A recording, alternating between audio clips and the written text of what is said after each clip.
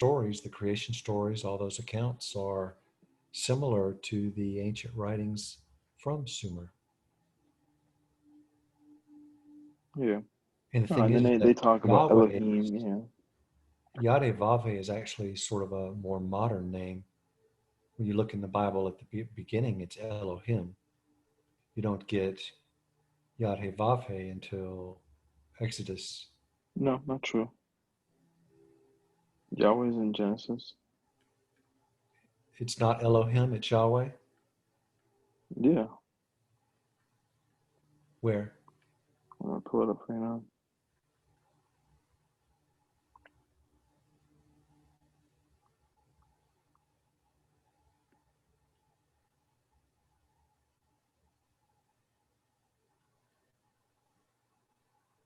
Why does it say in the beginning Yahweh created the heavens and the earth? Why does it say Elohim? It And says then when you look, Genesis 2 verse 4. It says, in the day that the Lord God. So Genesis 2:4 is the first mentioning of Yahweh. Genesis 2 verse 5, 2:7, 2:8, 2:9, 2:15, 2:16, 2:18, 2:19, 2:21, 2:22. Genesis chapter 3 verse 1. Genesis 3:8, 3:8, 3:9, 3:13. So it's all over the place. I thought it said Elohim because it was God the Father and Jesus both at the same time, right? All things through him. So through him, by him, and for him. So that means Yeah. both together now. So that's two. Elohim.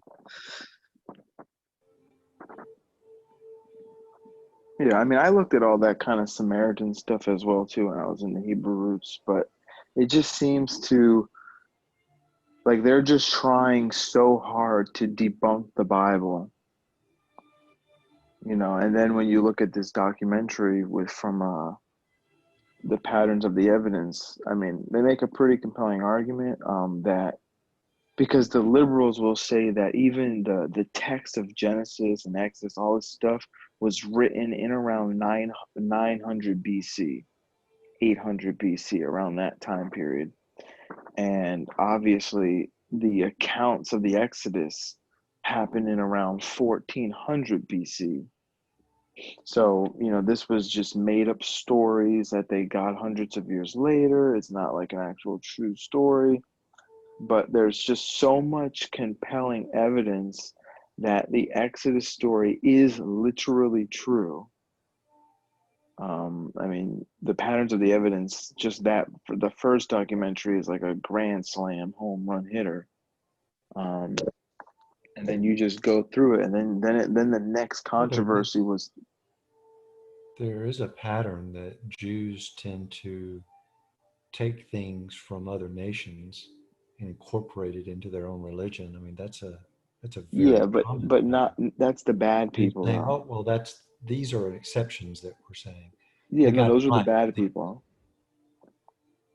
The good people like Moses, Abraham, Daniel. Daniel didn't conform to the Babylonian Empire. He stood against it.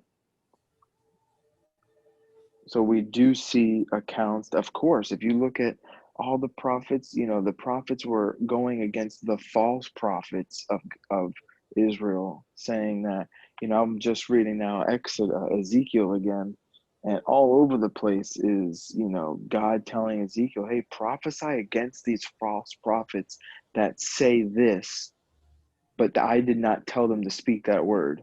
You know, there's a Tell them that I'm Sumerian going to account. come. There's a Sumerian account of the Tower of Babel as well. Oh, of course, there's a bunch of those stories. Because that's where all those people So came Oh, did from. you read that? I Is there a looked. link for that, Stacy? I saw a video this morning that had it, but I've been looking at so much information today that I haven't There's looked. also there's also another there's a video that I watched recently. I don't There's know if it's still also available, but if I can find it, there's a place where they found, which I think could actually be the place, but they found bricks right there that have Nebuchadnezzar's name stamped, or what? Sorry, whoever the builder of the tower, not Nebuchadnezzar, but well, that's, yeah, I think it says Nebuchadnezzar for some reason. But there's also Tabi Utabal. Right. That's Nimrod, the Tower of Babel, Yeah. Well, right? Tebi Utobal, there's that story as well. Have you heard of Tebi Utobal? No, who's that? Oh, That is the proto Job. So you've got the book of Job, you've got the Tower of Babel, and you've got the flood, all in the Sumerian history. I just find that very interesting. But Yeah, the I mean, Sumerians thought so highly of the little bitty Israelite nation that they took all of their stories, stole them, and put them into their own theology. I just find that very interesting. mm-hmm. yeah. I mean, it's pretty much, well, what's the truth? Did the ancient Israel steal the Samaritan stuff, or is it vice versa?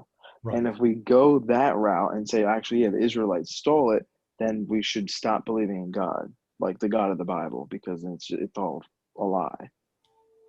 There's So you just bring also it to its logical conclusion and say, okay, well, wait a second. If we know historically fact that the Israelites were in Egypt and that history is all true and Jesus was a literal true human being, came on earth and quoted, well, what did Moses tell you? Well, Meaning, There are Christians that look at, the plagues of Exodus, they look at the flood, they look at the story of the creation account of Genesis, and they take them as allegory. They take them as literature, but they're still Christians. well, the thing is if, because here's the one thing is, so Jesus said, what did Moses say? Moses said, they don't even believe in Moses. So Jesus's understanding of the books of, Genesis, Exodus, Leviticus, Numbers, Deuteronomy was that Moses was its author.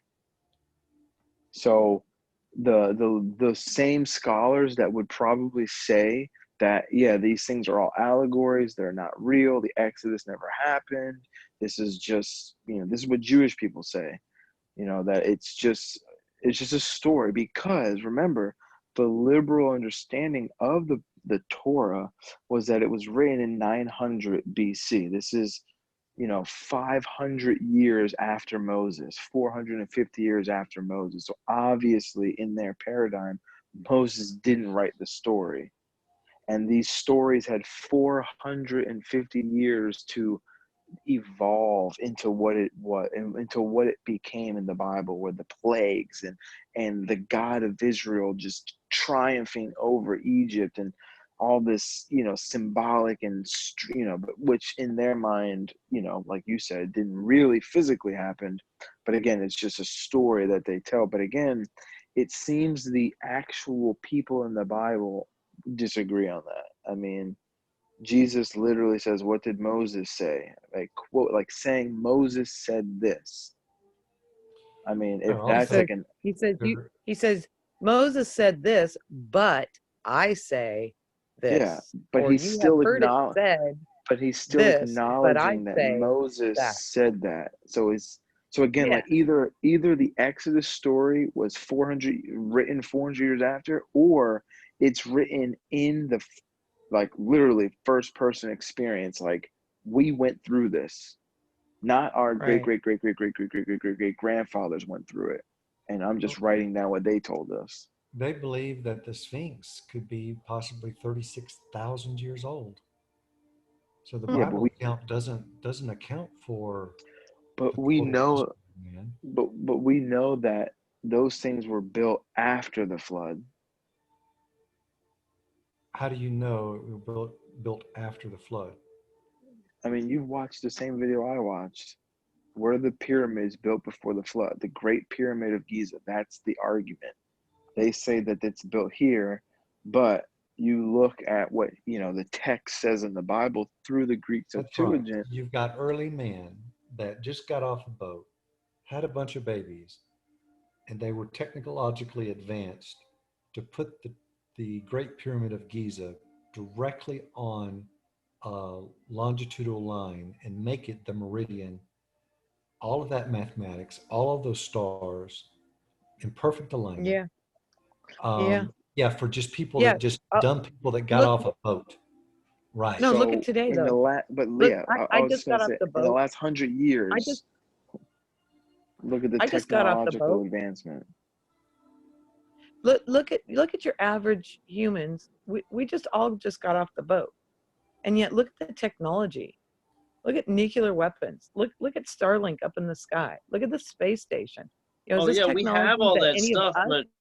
but can you build any of that? I can.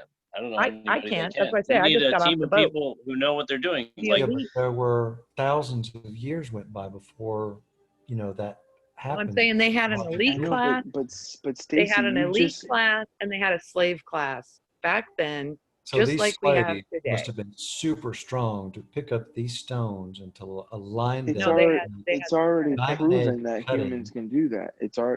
Humans can already do that. There's a guy well, that they does it levitated. himself. They know how to they don't levitate. have to levitate it if it's concrete. They poured it all in place. Yeah, no, it's all leverage. they built an ancient temple out of one stone, Yeah, I know. and they carved it from the top down Yeah, to the from the bottom. yeah. Mm-hmm. Yeah, all that stuff is like This it's isn't absolutely mud, mind-boggling. um, you know. But it's more, isn't it mind-boggling the technology we have today? And you know that whatever technology they let us be aware of, there's secret technology that We've we got have pyramids no all over the idea world.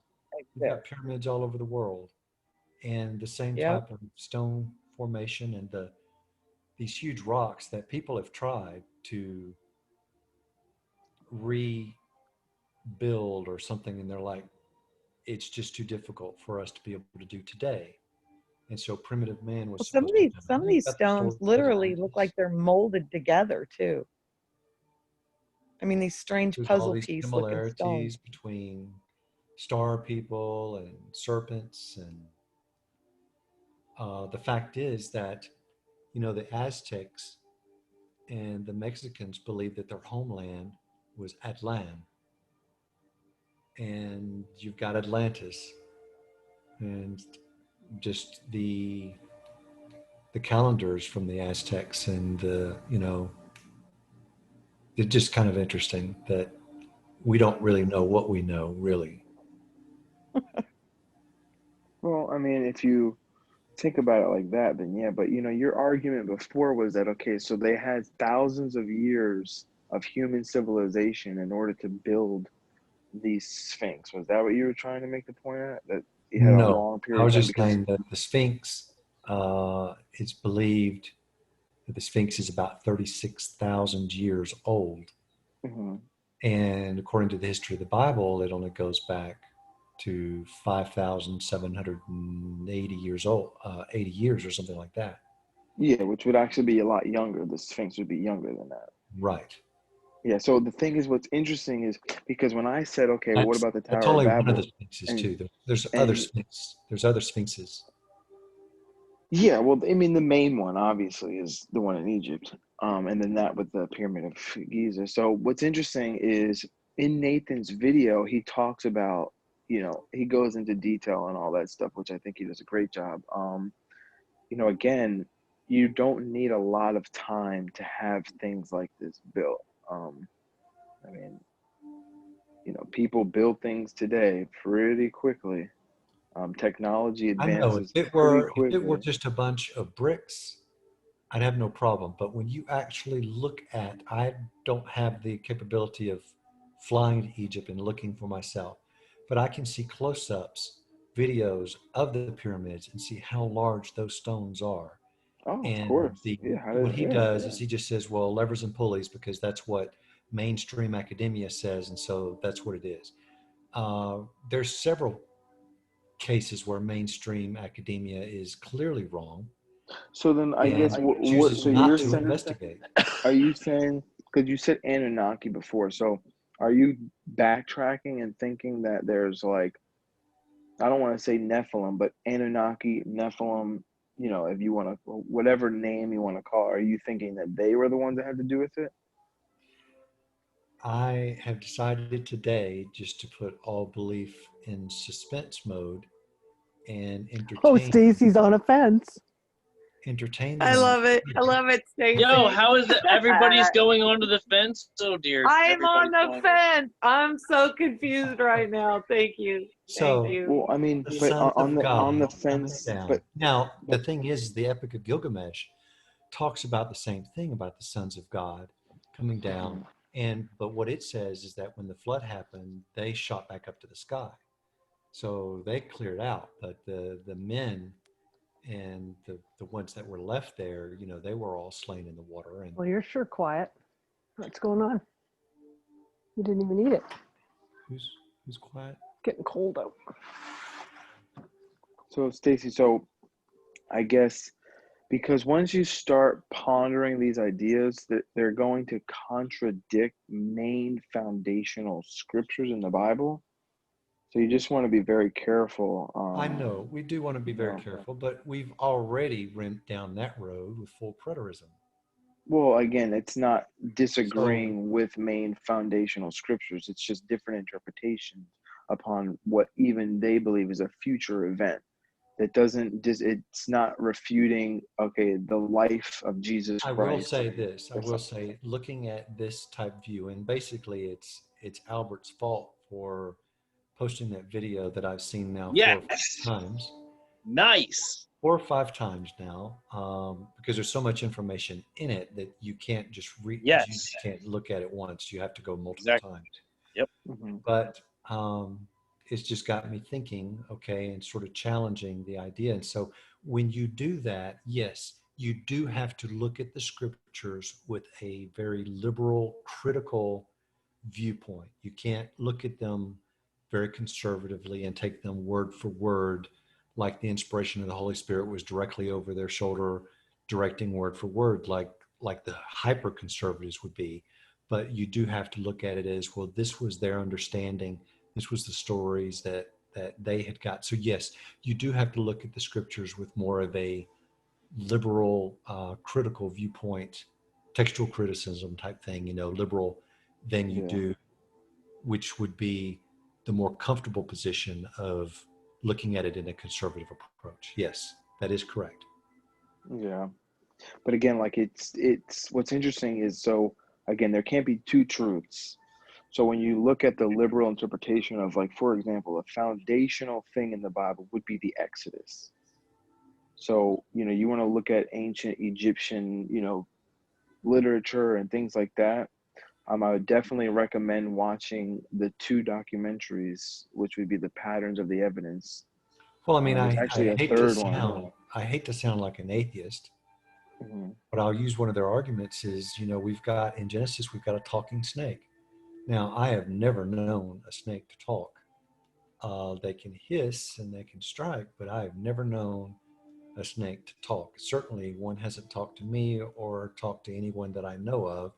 So then you take even the book of Genesis, you take it allegorically to some degree, and you say, oh, well, that was actually a shining one that was, Not something necessarily. It other, could. It. or I don't have a stance in the race on that one. It could be a talking serpent. It could be a dragon. It could be whatever it wants to be. But the main thing is that we're not going to say that that never happened, because again, you would have to say in the well, the, I'm not the saying that it liberal didn't interpretation. either. Well, the liberal, because I'm talking about just the Exodus. If we stick on the Exodus, the question is, did the Exodus happen or did it not happen? Forget the plagues, forget all that stuff. Was there a mass migration of over 2 million people, men, women, and children, leaving the land of Egypt and going into the desert of Sinai for 40 years? Did that actually happen? I would say that that did happen. And I would also say that Abraham was the one to teach the Egyptians mathematics, like Yeah. it So is. yeah. So now Where when did you look Abraham at, get it from? God, I mean, the main thing is, because these liberal scholars, I mean, even in my school, they present both. They go over the liberal interpretation and how they come to their conclusion. But the main thing is it's not sticking with the scriptures. Again, the Exodus Well, is a it's the foundation. liberals that gave us the understanding that John chapter 8, 1 through 11 really doesn't belong there. But it does belong in the Bible, though. Right. But it doesn't belong there. Yeah, but that's just textual How criticism, and far are you that's willing not to a walk that liberal. line? I mean, what standard are you willing to raise the bar up? No, I mean the thing is that is in the Bible though. So just because it's not in the right order and it's found in the Gospel of Luke as well, but it doesn't necessitate that it's not there.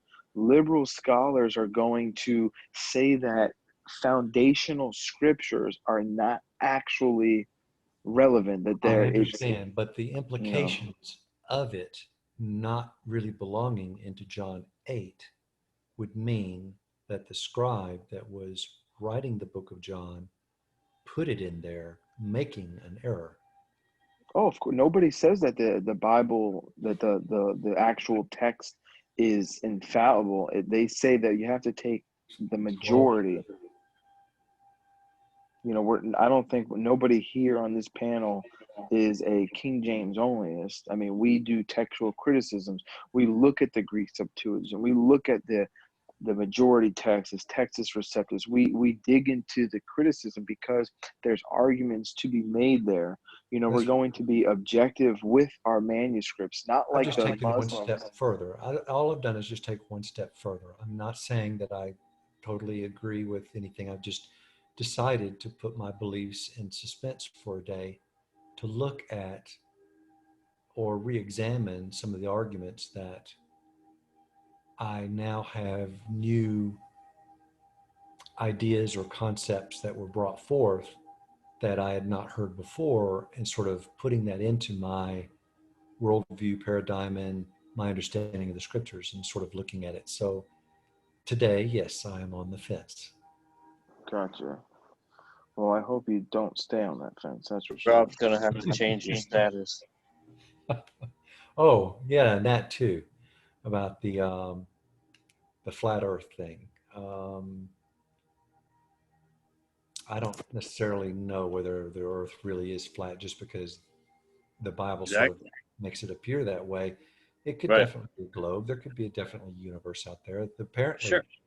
the idea of a globe Earth was back.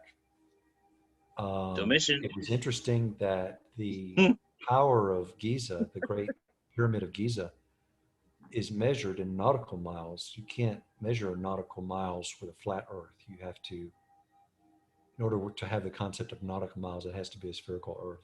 Oh, that's interesting. That's don't tell Rob. Yeah. but no, seriously, yeah. Me, like too, like if I don't have any problem admitting that there's a globe. It's perfectly fine by me. I just wish that they would just What? show it. Like why is it so hard to just like point blank show it? Like why do Mr. oh, because Flattery. right, I forgot they wanted the I It mean, division. sounds like there's some if They anarchy going on they in want here. some if division if here. it if it is a globe, then I would have to believe in every space mission that there ever was. Why would they lie about any of those pictures? Well, exactly. Why would they lie? So Because that means they then they get to that keep means they certain didn't No, things lie. no, secret. no. That's not that. I wouldn't say that's wise because you can prove that the Earth is a globe. Therefore, you have to believe all of these other things. That's illogical. Well, I mean, You take each if you one based on its own merit.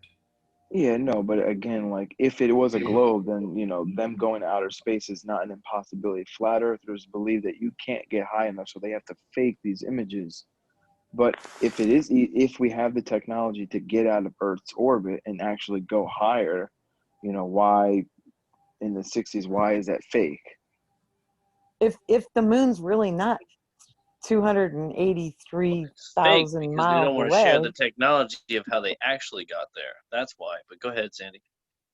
here we go. Mm. Jesus is referring to Psalm 89 when he's accused of blasphemy. Yeah, John Okay. 10:10. He says, I and the Father are one. For that, his opponents want to stone him because they say, you're a mere man, claim to be God. Jesus responds, "Is it not written in your law, I quote, I said, you are gods?" If he called them gods to whom the word of God came, and scripture cannot be broken, do you say of him whom the Father consecrated and sent into the world, you are blaspheming because I said, I am the Son of God? Oh, I'm just like, I got to look at this, right? He called them gods whom the word of God came. They were called gods. Were they the mighty men? I don't know. Men of renown? Men of old? Who's the Ancient of Days? And is Yahweh a God of the deserts? Because there was a God, and I don't know if Yahweh is the same as the tetragrammation, or the pronunciation. You've I got so don't many know, different but I names. do You've find got it interesting. El Shaddai is the god of the mountains, and in Paleo Hebrew, it's a door with teeth on it, which means the guardian. Um, you've got Elohim, you've got El Shaddai, you've got um, God Those Heva. are all those are all attributes, but the tetragrammaton is the name that was given to the children of Israel. That this is my name forever. That you should, which was Yod Hey Wah Hey. However you pronounce that, that's up for debate for sure. Yeah. But I thought that name was I am, or was that the name he gave to Moses? Yeah, in that, but again, that's just I am what I am. I am the being, or I am the one existing, or It is it's to say, yeah, yeah, right. So that's the yeah, first I am, indication I where he exist. declares, "This is my name." In early mentions in the text, it just says that's his name, but this is the declaration. Because if this was even orally brought down and Moses was aware of those scriptures, then he didn't need to say, or he didn't need to ask, well, what is your name? He would have already known, oh, it's Yad-Heh-Vav-Heh. well, again, it's So the coming into idea that Yad-Heh-Vav-Heh is in the book of Genesis chapter 2 and chapter 3 is only because it was known as an after effect and put in there, just like John chapter 8 was an oh, I mean, afterthought and put in there. just like the book of Genesis in and of itself. I mean, it's all written after the fact. But again, is it what God had? I mean, how did Moses interpret it? I mean, was he just putting that in there?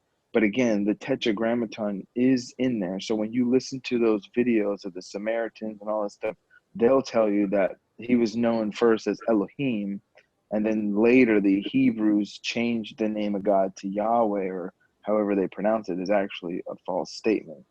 Well, it was Because actually Anu, yeah, which so but means again, it's heaven. it's it's actually Yahuwah or Yahweh, however you want to pronounce it. That would be the name. This is why I mean it's I am the one being. I am the existing one. I mean that's what the root of Yahweh actually means. I And don't think something that still quite disturbing that I'm not quite ready to entertain yet, but it is we have hyperbole of the destructions that this Yad He Vav He is able to bring down, and it's placed in a language that's hyperbole. It makes it far greater than it actually is.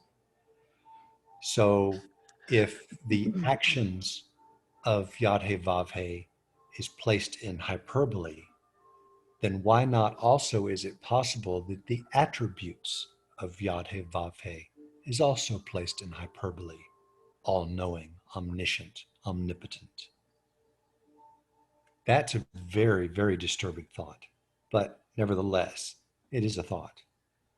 yeah, I mean again it just comes down to what does the scriptures teach as foundational.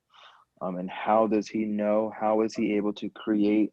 I mean, are there beings higher than God? I mean, then it can go into Mormonism per se. Um, Again, I mean, yeah, I mean that's what critics of the Bible actually do think. I mean, Again, but then it goes into just full blown atheism after that.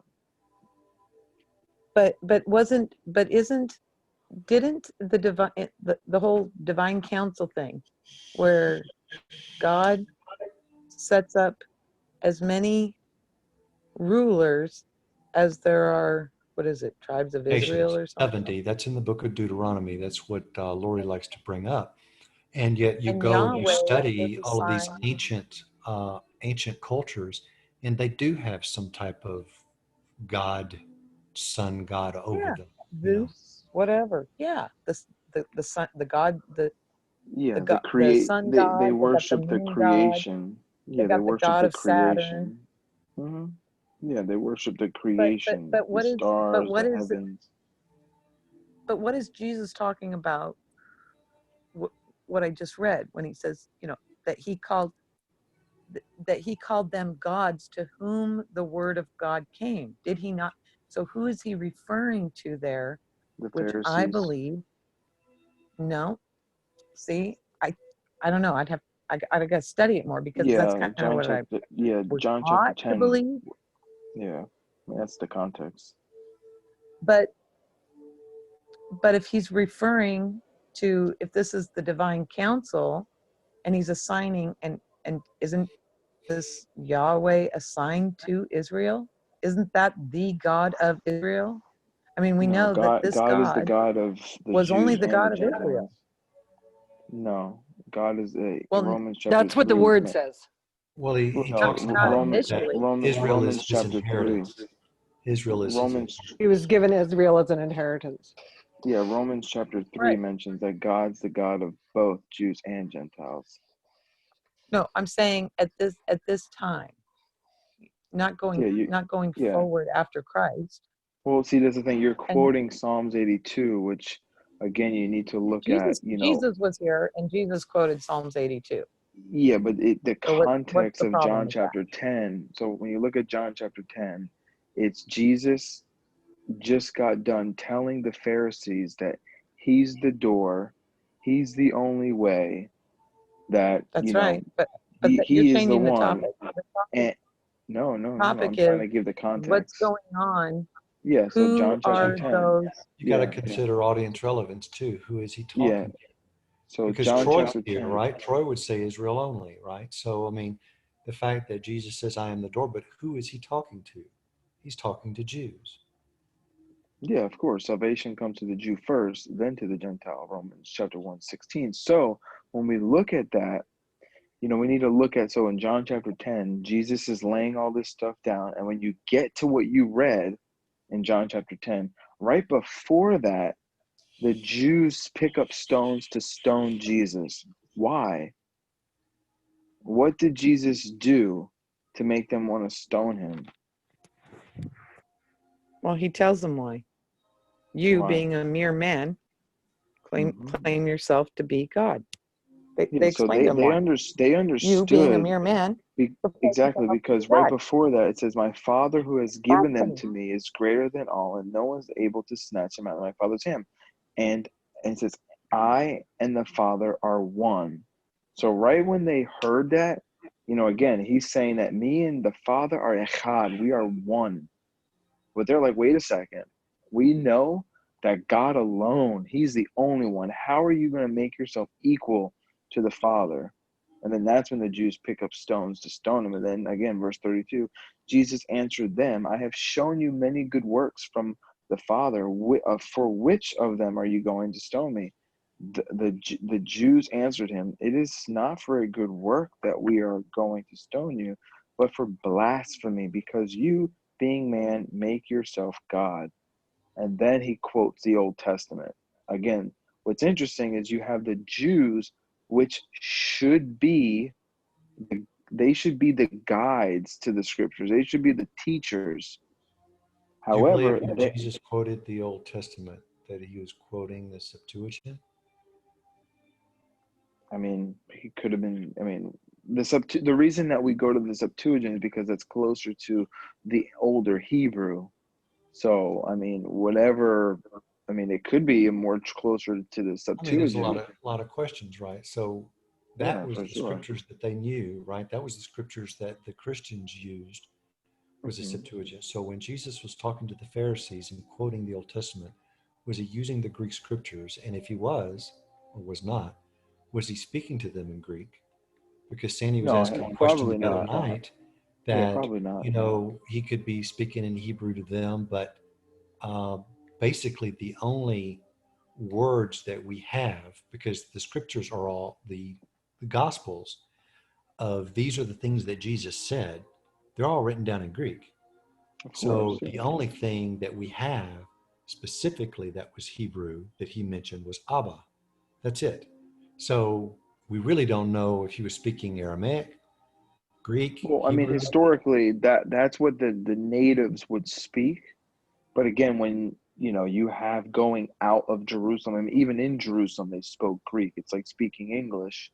Most people speak in their house their native tongue, but when you go out, when you speak to foreigners, like if we all spoke English to one another, of course we would speak English. But if you knew Russian, just like you know a little Russian, and somebody from Russia came here, you would speak to them in Russian because they would understand you a lot better than you would speak in English.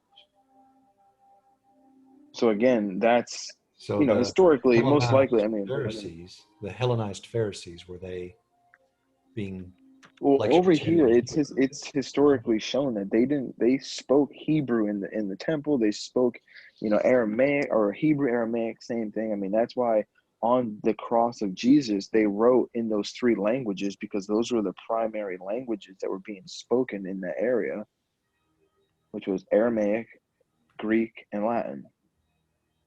So those were I mean, so obviously we know historically that's what was being They there. said he was king of the Jews. Yeah. But in three different languages, because it's going to show everybody, like, hey, everybody can read it. So again, I would probably say these words, especially when Jesus is speaking to the Jewish people, it was in Aramaic, the native language of the day in that area. But that doesn't mean, I mean, I don't know what the point you're making at, but I mean, if he spoke Greek, if he Well, spoke Russian, I mean, it's, So let's say, for instance, that there was an alien being that mhm. came down to Earth, extraterrestrial being came down to Earth and did exactly what the book of Genesis says and created the world and created man and gave man life. Would you say, oh, well, because that's an alien entity, that's not really my God. I don't worship or believe him, even though that's the one that brought forth life to you. Would you say that? Well, I mean, Would you if abandon all religion, yeah, I would abandon even I would though, abandon Jesus if it wasn't true. If Jesus was not the creator of all things, not some things, I but don't all I don't things. think that's what he's saying though. Yeah, that's exactly what he's saying. If the Anunnaki came here and they were the ones that gave us Genesis per se, or man looked at them and then wrote this stuff down, but them themselves were, again, it's like Mormonism. That, I mean, where did they come from? What's their creation story? Because it would be different from our creation story. Of course. But so like my birth and everything, my life is different than my son's, because I'm a created being and so is my son's. So we keep going back, but according to the so, scriptures, it seems like right. there's a But do you finite point owe your that there was life? a creator. Do you owe your life to your creator, or do you owe your life to your creator's creator? Or I how would I far would do you say go? to the God of Abraham, Isaac, and Jacob, to the Bible, to the scriptures. That's what I believe in. I mean, if we question that, then yeah, I mean, you could question anything really, but again, there needs to be Well, objective I'm truth. So just saying, like, is the in the Bible scriptures though, true, or is it it says a no, it made up says that story? God formed us. Did it say that He used His hands and like actually shaped us, like He made our He doesn't have nostrils? to. All he has to do is speak. So If you look at the somebody else could have creation, done the work So for if Him on His God did behalf. make you in a lab, He could have. yeah, no, he he could have, did of make you in a course, lab, because but there's people that yeah, no, but believe that the vision I of the don't care what spaceship, other that's I not a don't care what other spaceship. people believe in. It's what did he create? I mean, it says he spoke and it came into be. He said, "Let there be light," and then literally, boom, it came into being. Well, that's exactly what President Trump does. He says, "Let this be so," and then it becomes so. And then it No, happens. other people have to. Other He says, things get her have done, to. and then it gets done. That's Yeah, but exactly it's right. delegation. I don't Exactly. believe God delegated, saying, "Okay, let's create light," and then had other people get it done. Even He though he spoke it, Well, delegated and that's it why. heaven came. to That's become why I sun. want you, Zach. I want you to read Psalm 82. Read it and tell Yeah, me what this sounds like, because it yeah, does it's sound like that. It sounds yeah. like I there want the is. scripture Lori brings up in Deuteronomy. Where is that, Lori? I forgot. Oh, Like 32 or something like that. 32:7. Yeah, something like that. because this sounds like there's a Yeah, a a head God, divine council. Yeah, okay, and that he puts in charge. He other divides gods. the world and he puts Hmm. these gods in charge. And then you're reading this and it's like some of them, are wicked. Some of them turn against him. And he Yeah, I says, would say that's Israel. Those are the wicked Jews. The Jews were the ones, because again, in Hebrew, Elohim does not mean a deity. It means it could be a judge, it could be a leader. So again, it means the judge, children of because Israel, he's judging them right here. yeah, the In the children of He's beginning, judging them. Israel. And Psalm in the 82 beginning, is a So judgment against them. so the in the children of beginning, judges Israel. created the heaven and the earth. No, and This is come on, what's his Stacy. name I mean, believes. What's his name? Who? Not David. Not Bible scribe. The other guy. What was his name?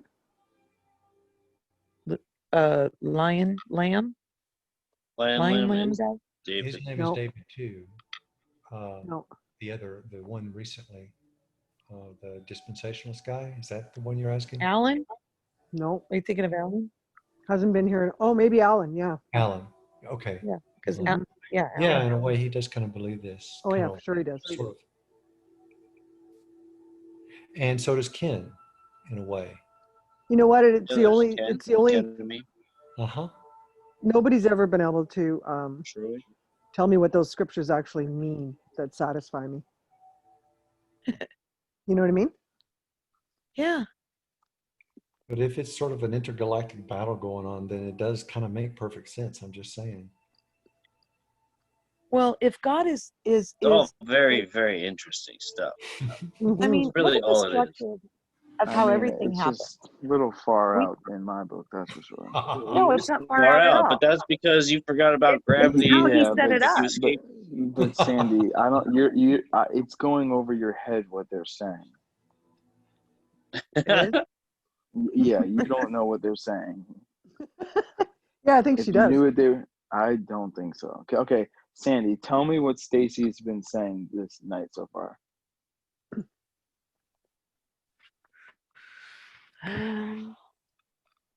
Well, I don't know. He's questioning maybe this idea of the Anunnaki and coming back. So, are they gods that were set up for their each sections to rule? But No, there's a are God they the above them. creator? Because it sounded like That, that he that was they, saying they could be the Genesis that they were creator. delegated. That they were delegated, like he was saying, Trump, which I think he would equate with, Elohim, the Yeah, God of the creator God, that when he spoke, they did the work. He delegated. And he divided up the nations, Israel's portion, yeah, Yahweh. But all these, like around the whole you world, mean the like he's saying, look, Anunnaki? there's temples all over, and they're This is eerily nothing similar. new. You've got the Book of Enoch that describes this in great detail. Yeah, Yeah, but and when you not go what you're back to saying. the Epic of Gilgamesh, I read The that book of years Enoch, ago, the and book of Enoch says nothing about that It talks because about the watchers, right? But yeah, but it's they're a not the Hebrew version. creators. It's a Hebrew version of the Samaritan understanding. It's almost like there's a master God and all Yeah, these little there's gods a underneath master them. right, God. right. It's kind of like, you know what? It's like my husband. He worked for a place that they put together old cars, and they redo every, they take them completely down, redo every little nut and clip, and they, like an old 60 something, Mustang or whatever, and completely restore it. And it would be in the cover of a magazine. And yet it was Larry, because he was the owner of the shop. It was always his face and his name that was mentioned about how he restored, this car. And the rest of the guys that worked there and actually did all the work, their names were never even in the articles. So who got all the glory was the one who owned the business, Well, the and he guys who should, because he's did the the one that took work. the chance. He's the one that had the money. He's the one who put the money up. He's the one who said, hey, do this. This is how you build the car. This is how I want it done. And then the little minions ran out and did it all. But But he you know got the what? The little glory for it. minions often think They work that for they him. can do it better than the master. And sometimes they rebel. And yeah, my husband That's right. got a little rebellious. He ended up quitting because They always he think just that got offended. they're the master. Yeah, they think that they should be, their names should be praised in the magazine. It That's should be right. their face on it because they did all the work, right? So Nothing's that's I just think basically, that they should pay a fair wage. Like this is it is kind of dumb that they don't pay you enough. Oh, he paid them well, and he also raised cattle, like grass-fed cattle. He'd pass out steaks and meat, and fill their freezer full. He treated them pretty well. so But I'm this just is saying, basically the divine council broken down, in a sense, in my opinion. I mean, if Yahweh was given the portion, was Israel, and all these gods were given a portion on the earth, which is why we see so many, the similar pyramids, the step pyramids, and the technologies, supposedly these cities, which they're finding now even under the oceans, they had technologies too. How did all this come about? We hear all these stories. Farming, the first farming, the first of everything, mathematics, all of this. Stacy, how did And is it you get into possible? looking into Yeah. this again? Albert posted that video and I started watching it, and there was so much information on there that I had to watch it like 4 times so far or something. But it's talking about, what Q has been mentioning about the looking glass, Mm-hmm. about this new technology, and about stargates and Mm-hmm. visitors and things like that. So I started thinking Can I about, ask you something? sure. Does The it put a people little around the bit of, world right now, they take Shiva pretty seriously. Hold I on, mean, you hold see it that on thought. Time Magazine. Hold on. You, Lori was about to ask something. Stacy, does it put a little bit of fear into you, or a little bit of hesitancy to look into other stuff? No, not at all. In fact, I was surprised that yesterday when I watched that video again, it's in its entirety. Afterwards, I kind of felt a little comforted. So no, but some things do at certain points in my life, I'll look into, and that kind of do disturb me or something. Like Mm-hmm. when I was looking into Matthew's point of view of partial open theism, that really disturbed me at the time. But when I'm looking at this right now, I don't get disturbed. No, I'm not Mm-hmm. disturbed at all. Mm-hmm. Yeah. I think we've been so indoctrinated It's that, kind of like a great mystery. And yes, and I recognize that I've been indoctrinated on mm-hmm. some things. And that makes me weary now of other doctrines that I've held before. Mm-hmm. And, I will always be a believer in God. Mm-hmm. I'm pretty sure, no Amen. doubt, that's in my sui generis. That's in my core. Mm-hmm. But Mm-hmm. how it all took place and what all happened and everything, that's up for, we really don't know. Mm-hmm. Right. I So know what you mean, though. sometimes I'll put my belief I've in felt that suspense. fear. Oh yeah, I think it's a very natural thing, especially when, think about what you've learned in the last however long since you've kind of opened your mind to the other possibilities that the scriptures, maybe we weren't exactly on the right track or things hidden. And we've talked about before, what on earth is in the Vatican Library, you know? hmm hmm So what is it that we're And, not being told, and why are so many things, you know, actively suppressed, and why is it that our military is at least 50 years ahead of us in technology and all this other stuff? So, you know, this is a pattern. You can recognize that this is a repeating pattern, and hmm to just completely discount it and say, oh well, they were truthful on their accounts for this section right here, is like ignoring the rest of the pattern. So in a hmm logical sense, it does make a logical sense to challenge it, you know, and to look into it a little further, especially if you get new information. And my eyes have been all over the world in the last couple of days looking at ancient temples and hmm their rock formations and how they were built. And they really have no explanation of a lot of things. And a lot of things academia has shut down. You know, hmm they shut down doing genetic testing of uh, certain mummies that they found and different things, you know, there. right? Don't you So think?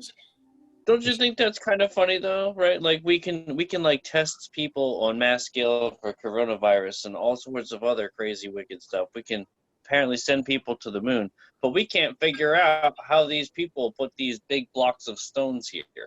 well, Like, the thing is that academia has always been, or at least they say on the surface, that they're for the exploration, they're for the um, gathering up of knowledge. And yet for you to say, well, for them to say, well, we're not going to look at that, we're not even going to pursue that, that's against what their stated nature is. So they're in a way acting hypocritical. And you have to ask yourself, why does someone act a hypocrite for, unless they have some information that they're not sharing and not want people to know or something. I'm just saying that, you know, that's one of the possible explanations of why Oh, they're yeah. being Like that way. I think that in the last even 50 years, the amount of travel that people are doing, I don't know if we were actually ever supposed to know about this stuff. It's just that so happens that we have the internet now, and you know, like travel Right. is really being curtailed. But it You got to really does wonder look why. like in the past, travel was worldwide because you've got pyramids everywhere. hmm And you've got, you know, languages that are similar. There's some Norwegian or Mediterranean language or something that's so similar to the Aztec language, um, with a lot of quetzal and codals and sounds in it that it almost sounds like it came from the same source. And hmm the fact is that Aztecs said they came from Atlan. I mean, come on. Well, where is Atlantis? And Plato talked about Atlantis being what, 9,000 or so BC or something. yeah, I think that was actually supposed to be like lunar cycles or something like that. It wasn't actually years, but yeah, if you do the math out, like yeah, Lunar still a so long time before him, which still a puts it long at time. the flood of Noah, or after flood. It Another could have been an language. after flood. Well, there could have been two different floods too. That's what I just said. And there was Oh well, talk I'm about the Ice Age and how the Ice Age is the thing that could have caused a global flood or an extreme regional area because, well, well, Europe was all iced in, wasn't it? Like in our known history. What was the thing? Places got iced up, and then so they okay, don't so all even right, know. the They main really, flood is done, but now you have melting, and now you're gonna have more floods. they don't even know when the Ice Age was. I mean, there's guesswork that was a long, long time ago, and there's guesswork that it wasn't so long ago. But yet I'm we've gonna got say, temples that were built 1,000 years ago, and no one knows how they were built. yep. So You ever look Albert at had the entertained Albert had entertained the idea a year or so ago about the fact of, well, what technologies were they using 1,000 years ago? And we don't even know really 200 years ago. And he was talking about mudslides and all this other kind of stuff. You know, we really just don't know what's been suppressed. look at the Chinese when you were talking about all that, I thought about, I don't think it's the modern Chinese characters, but the older ones. There were several characters that are have to do with like Noah's blood, because you're talking about Gilgamesh and all that, the writings. Well, the Chinese characters, like, okay, here's one I can remember, Paradise is is a man and a woman in two a garden. trees. Yeah, two trees. They make the symbol like two trees together, and that's the word garden. It's like, well, that's interesting. Why two trees equals the word garden in Chinese? And just all these things, which having to do with like the biblical stories, which how old is their language is supposed to, they're supposed to be like 5,000 years old, right? Well, the Oh yeah, I'm Vedic pretty sure we scriptures, brought that up before. the Vedic scriptures are supposed to be, oh my gosh, tens of thousands of years old. Oh, Zach, really? how do you, what are you No. thinking when we're talking about this? Do you think everybody's just kind of whacked out? Yeah, he does. Oh yeah, definitely.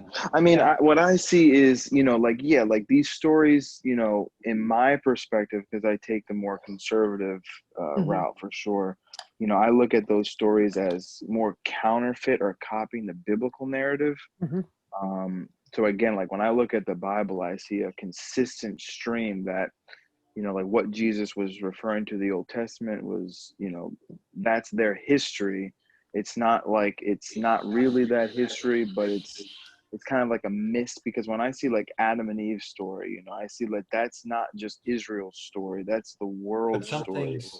things you won't look at though, because it Like, what do you might mean? cause you to question other things. Like, do you Oh, I mean, believe I he really cast question. out demons? I mean, yeah, I do. Okay, then what is a demon? An evil spirit. Where did they come from? What do you mean? What do you mean by that? God. Yeah. How were they created?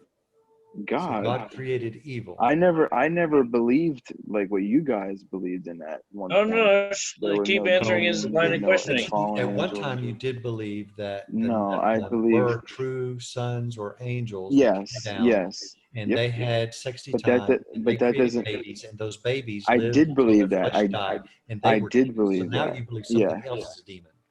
No, I said that I believe evil spirits. It doesn't mean that that's where evil spirits came from.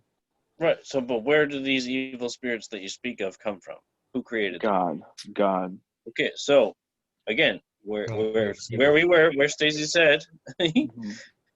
God created evil, right then. So there you Yes, what go. the Bible He made says. these Yeah, of guys, and it's course. their fault, not ours. No, So can't blame them. absolutely not. The Bible, no, that's how you read the Bible in your English No, I mean, translation. I read Genesis and I see man.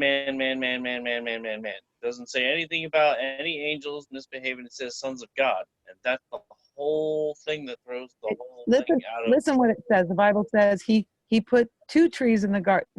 He says there were two trees in the garden. Oh, you want to go It back? just existed. He didn't plant them. It doesn't even say that they were planted.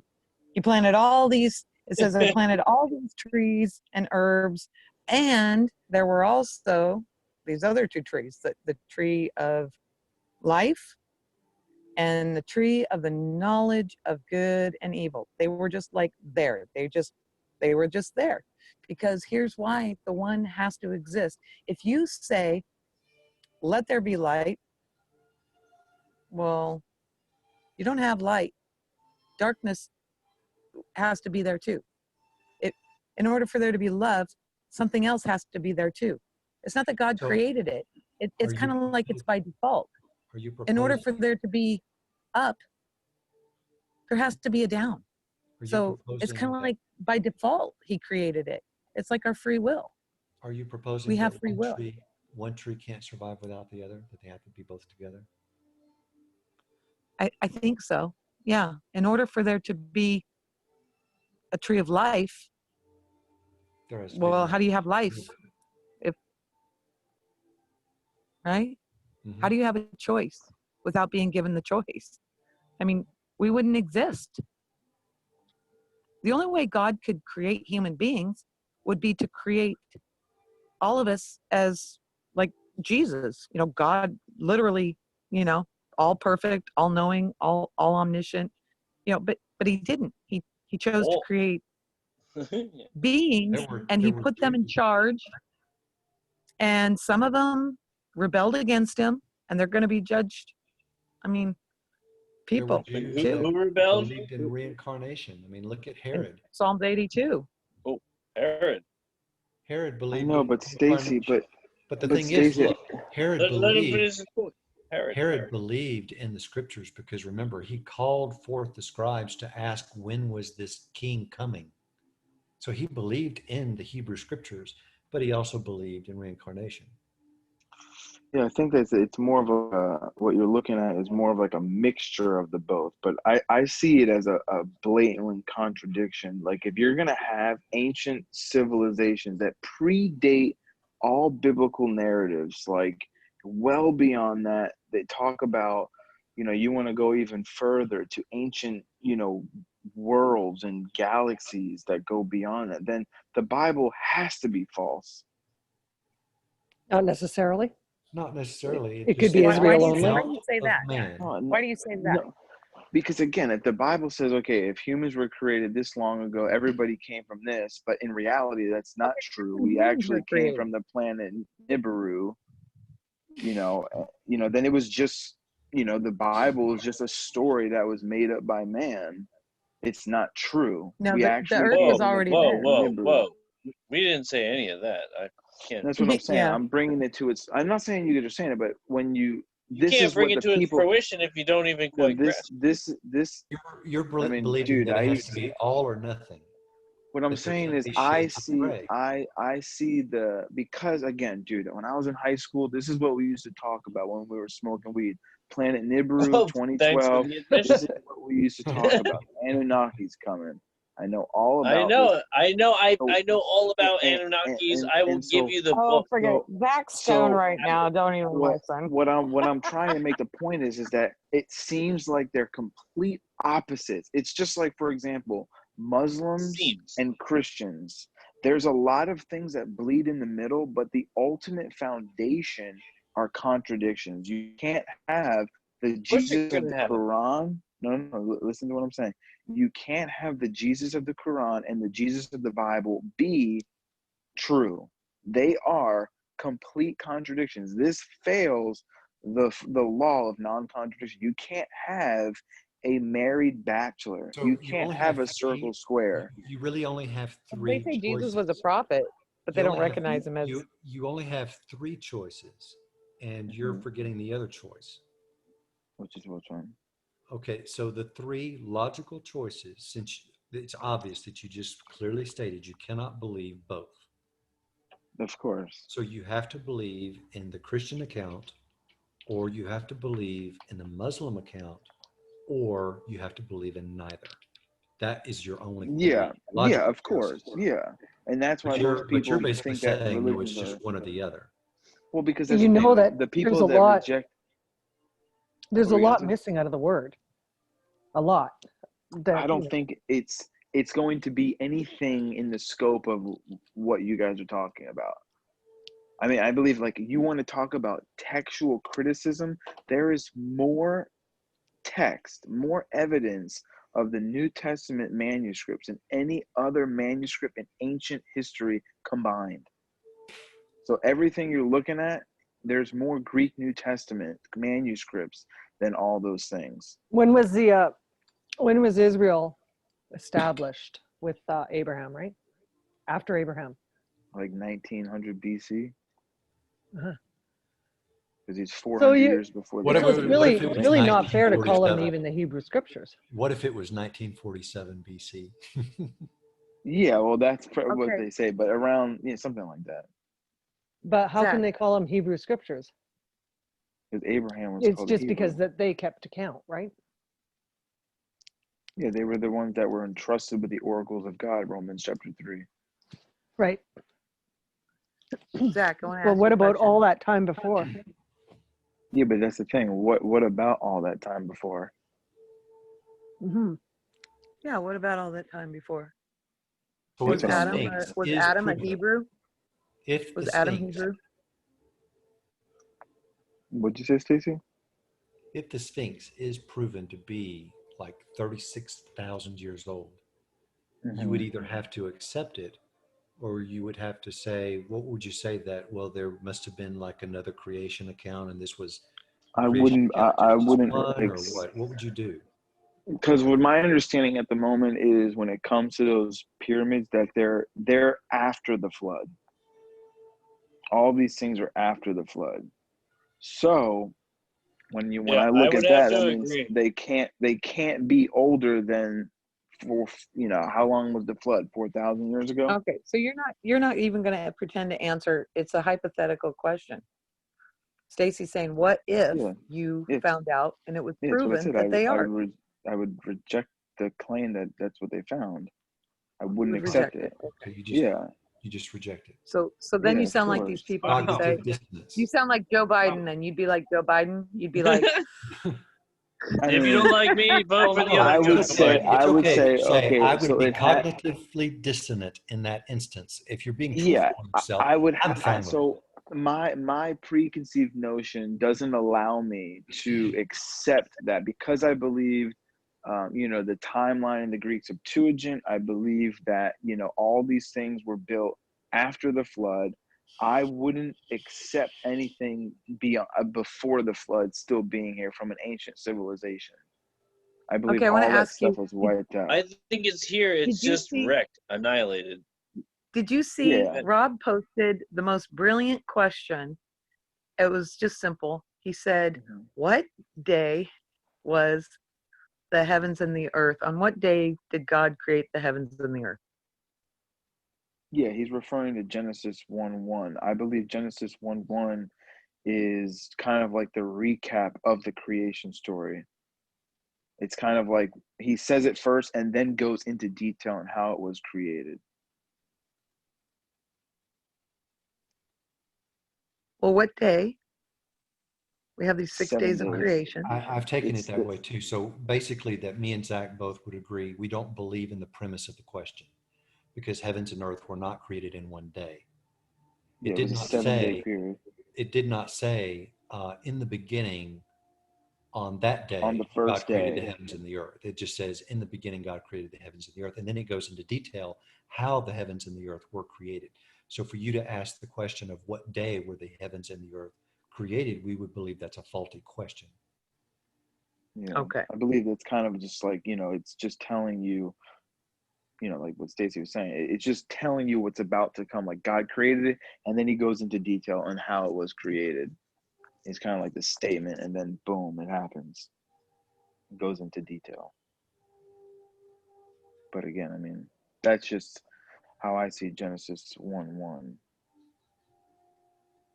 Do So you many think that we're fireflies. flirting with our salvation when we look into stuff like this? Zach? I think it goes into because I think it really goes against the actual gospel that you know we were created in the image of Yahweh, God, or whatever. But if there are other civilizations out there in the universe, then I would be like, okay, well, are there other ways to salvation? Do they need salvation? So it kind of goes into that paradigm. It seems that the Why world, would like, you need to worry about them? You wouldn't need to worry about them. If there was another planet and God well, put people and he yeah, made then a savior for them, I mean, right? yeah, then All it you need just to do is it worry kind of about. yeah, you worry about the human race, yeah, in that sense, if you want to worry about that. But when I look at it, through the scriptures, that it's not just God worrying about just us. It's that He's the creator of all things, and it seems like His focal point is the earth. Like, are we better than the other aliens? But it wouldn't seem that way because maybe He used the aliens to create us. There are compelling arguments that, yes, I mean, the planet Nibiru comes by, the Anunnaki come off, Well, it says and he then made us a boom, little lower than the angels. yeah. Yeah. And what are the angels? Are those actual, not angels like that live in the actual heavens, but they live in the lower heavens, which would be like the second heavens where the stars are. It's still I heaven. mean, yeah, no, of course. But again, I don't believe the Bible teaches that there are other civilizations out of the earth, like on Mars or on Nibiru or other planets, for all that matter. But we weren't necessarily talking about that either. Oh, of course you guys are. That's literally the whole conversation. Is that what you're thinking, Stacy? Well, Yes, they are the now thing is contemplating the I flat did Earth. They believe I in did look at Anunnaki, the the aliens. I did look at the ultra deep field uh, from the Hubble telescope today too, and showing all those galaxies. There's like 10,000 galaxies in that one little Yeah, little dot. straw size dot, um, Mhm. which I think is kind of interesting. If there's more galaxies than there are people on the Earth at this Yeah. point, Yeah. It's then easy to believe in each eternity, huh? person can basically not only have their own planet, like the Mormons say, but each person can have their own galaxy. Hmm. So for us to believe And that we that's are just what we can alone, see out of a little telescope.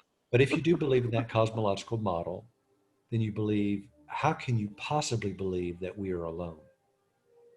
Yeah, it makes no sense in that, like, yeah, But maybe I those when I other, was younger, I believed in UFOs. I loved that. So me and my dad would watch the Discovery Channel, all that stuff, because it doesn't make any sense for God to have a universe so vast yet only have a little speck of civilization. Not There necessarily. has to There is something that I've never heard before, but I thought and what? entertained this idea that all of this universe is empty with all of these galaxies in it, and that we are the only living little dot, but that all of that is left for us to explore and to enjoy. So like you're talking about like the year 4000, we're able to, live on different universes and stuff. Hmm. Yeah, different galaxies, Yeah. different things like that. It It's just all seems for us to in explore. my mind, it would be like there would have to be other planets. And I mean, not other planets, but other life. But again, that would be in my understanding when I was like, 15, 16, stuff like that. I mean, we used to talk about the Anunnakis thinking that stuff was like so awesome that those were our real ancestors and stuff. But again, then when I came to Christianity, it just kind of like it's like a refutation of that worldview. That it's actually not an ancient civilization; it's the actual creator. Because this is what in human beings we have the tendency, not the tendency, it's in our very nature to worship something.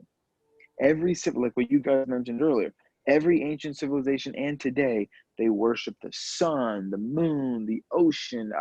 They worship the animals, everything.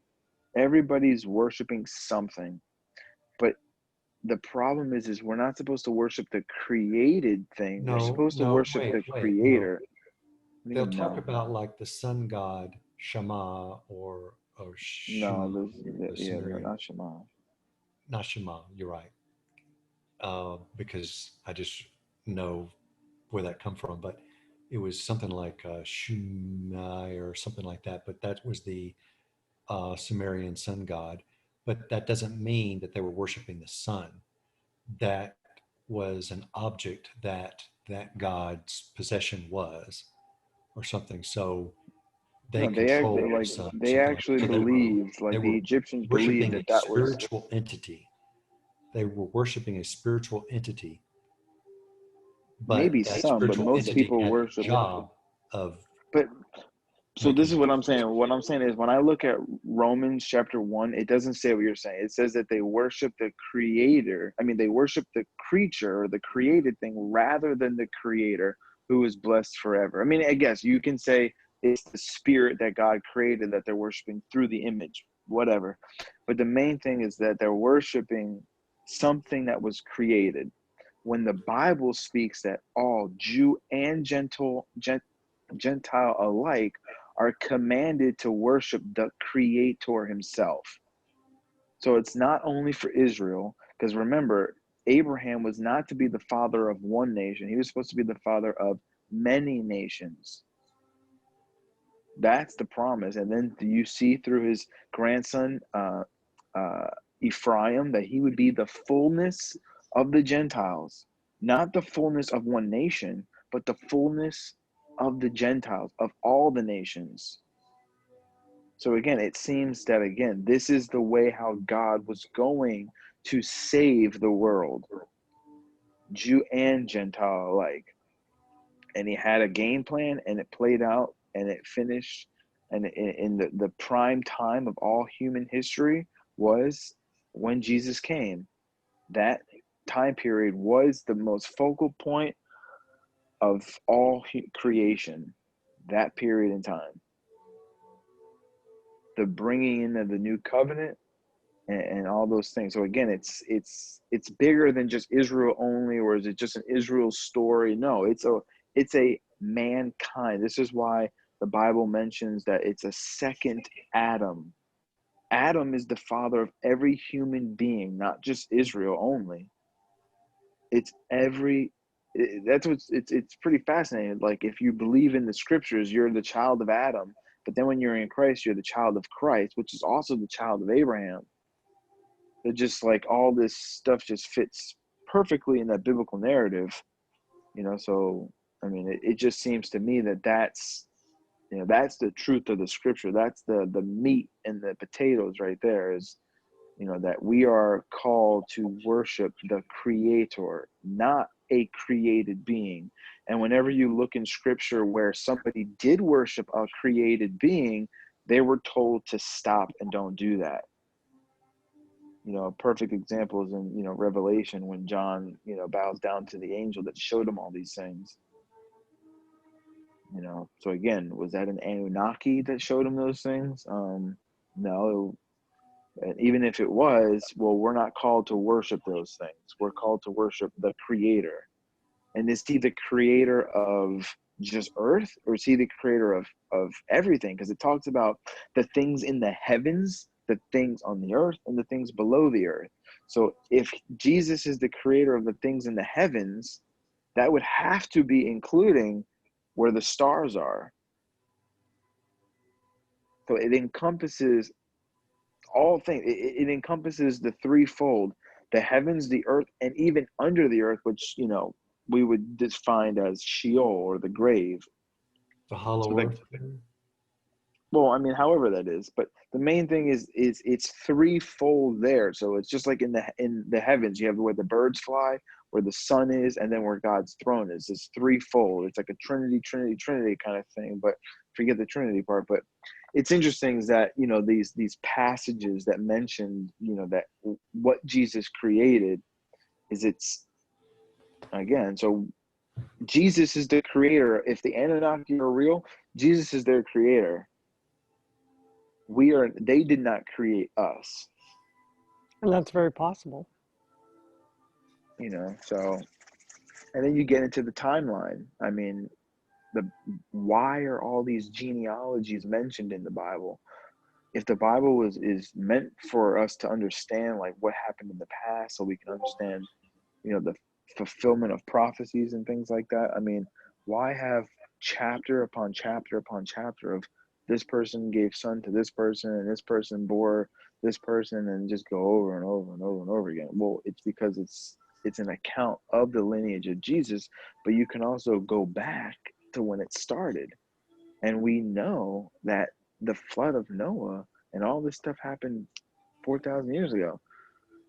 We want to talk about the one thing that you can debate is Genesis chapter 1. Did God create the universe in 7 literal 24-hour days? That you could debate that. 6. But maybe it wasn't 7 literal days, but it was 6. 6 literal 7 days. But yeah, the seventh day would be including in that creation there. But did how does all that work out? I mean, he could have created, just like he made Adam. He didn't make Adam as a baby. He made Adam as an adult man. However old he looked, he didn't look like my son. He was a man. So again, he could have made stars and galaxies that were 13 billion years old, but he made it in a second or in an instant. That you could debate. But again, civilizations were not created like that. They Well, okay, so grew. in Genesis 1:1, where it says, "In the Mhm, beginning, God created the heavens and the earth," mhm, that sounds like it was done in an instant. And mhm, so, but we know, because we look at the rest of the scriptures, that mhm. wasn't done in an instant. That was done in at least 6 days, Yeah, or mhm, however long yeah. further. When we look at No, those things, that now was you're done. saying, well, those That was things done were in the in an beginning. instant.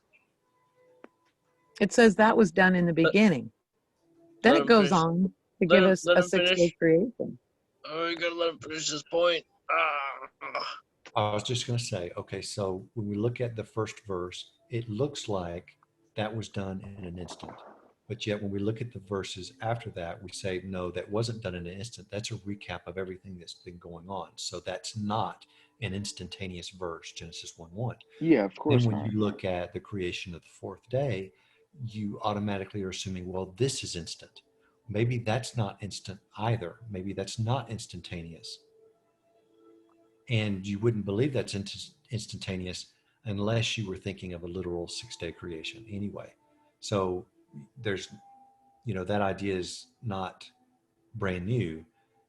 There's people that believe, for however long it took to create, so that day 4 is not an instantaneous day either.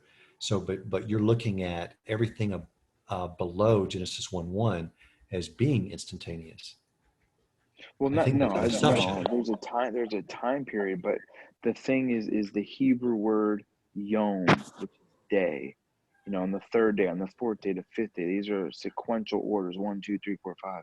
So when you look at that, yes, like 99% of the time, I actually think some people say 100% of the time the word yom means 24-hour period, like a day.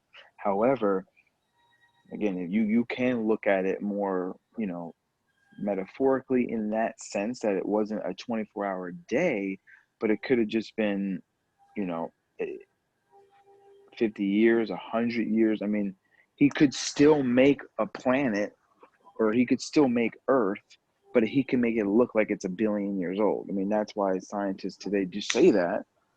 You look at the carbon Okay, dating, but so then right, other so he create. took it. He took a third day to create all the vegetation on the earth, right? And then he created a fourth day to cover billions and billions of galaxies. I mean, that sounds like such a disconnect. And on the third day, he did almost nothing compared to what he did on the fourth day. Well, again, that doesn't necessarily mean that on the fourth day he created the billions and billion galaxies. It says he just created, you know, the lesser light and the greater light, And which the would mean the stars. sun and the moon and the stars. And Yeah, the I guess stars. you could say the stars. Yeah, you're right there. But again, what does the stars mean? I mean, does it mean, because again, they would say that the greater light is a star, our sun is a star. Um, I kind of lean against still more the flat Earth kind of perspective. So then you would So say then that the Genesis story does not say that he created all these billions and billions of galaxies. yeah, I'm still on the fence with I mean, I've always been. I'm the one that always questioned the flat Earth on this panel with the lunar eclipse and stuff like that. So I never was 100% flat earther.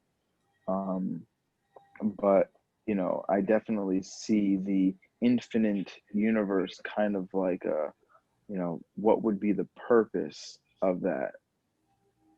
It But seems if like in God my didn't mind. create that, because the book of Genesis doesn't say that he created that, he only Well, I created wouldn't believe that. I mean, the that's the thing. lesser lights. I've never seen any of that stuff. We've never been there. This is all hypothetical science stuff. This is not hypothetical. This is science fiction stuff.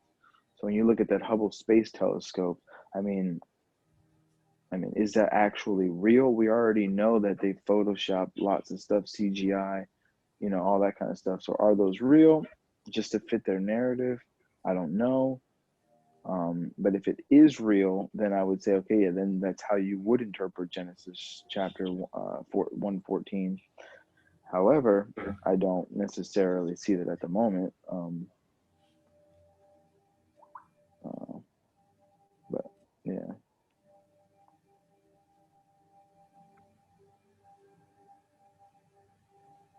But again, I mean, the main focal point of the Bible is, Christ, and what does that bring us to? It brings us to salvation. Salvation of what? Of ourselves and following Christ. That's the main thing.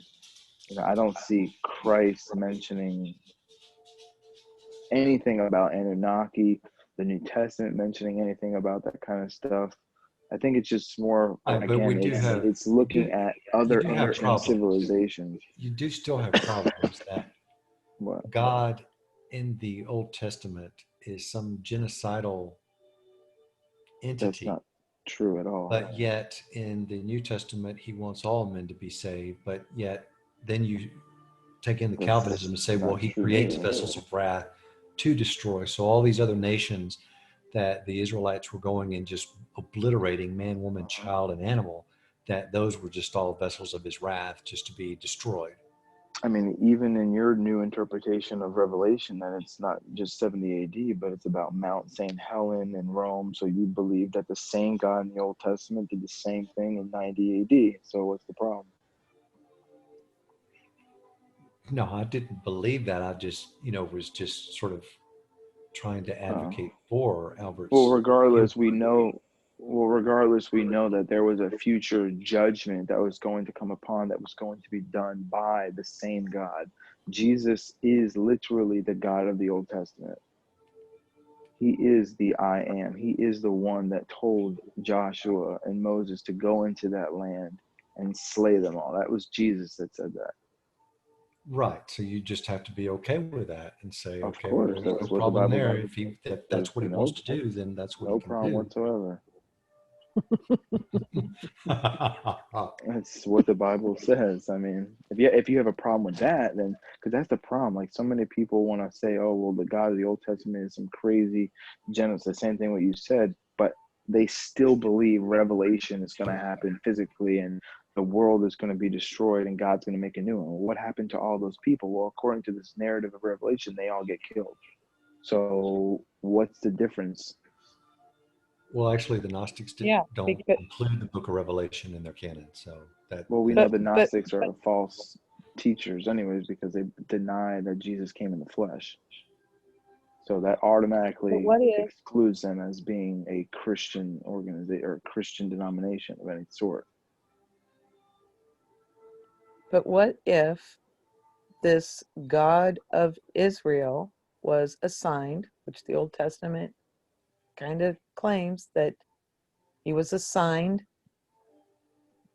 this group, this nation of Israel, and what if that's one of the gods that was in the divine council, one of the Elohim, because that's the word that I can research, Yeah, so that the Elohim. that God took his seat, or he stands in the midst of his council of the rulers, which the word is Elohim again. So it's like Elohim standing in the council of the Elohim, and he judges them. So what if this Elohim, Yahweh, or Yahovah, or whatever, the God of Israel, a desert god, if you go and look at the history there, it turned against God and tried to take the seat of God and tried to be like he was the God. And that's why we see ridiculousness of go in and slay everybody and this and that. But then it seems like he's being a good God. But then he's being Wait, this, what do you call him? are you Yeah, saying that idol God. Yahweh, wait, are you saying that Yahweh was the one that like was a fake, the not the true creator, and then was saying to go out and kill everybody because he's actually not the true Well, creator? How you who just is the said? true creator? The same God of the Israelites, the same God of all people, the only true living No, God. who claimed that though? The God of the Israelites is the God who's claiming that. But is Well, he lying? Paul said that too. Paul said in Romans chapter 3 that God is the God of Jew and Gentile. This is why both Jew and Gentile are under the condemnation, because they all have sinned and fallen short of the glory of God. Okay. Chapter 3. So But the Gentiles were also being held accountable, Romans chapter 2, to the knowledge that they were given to God.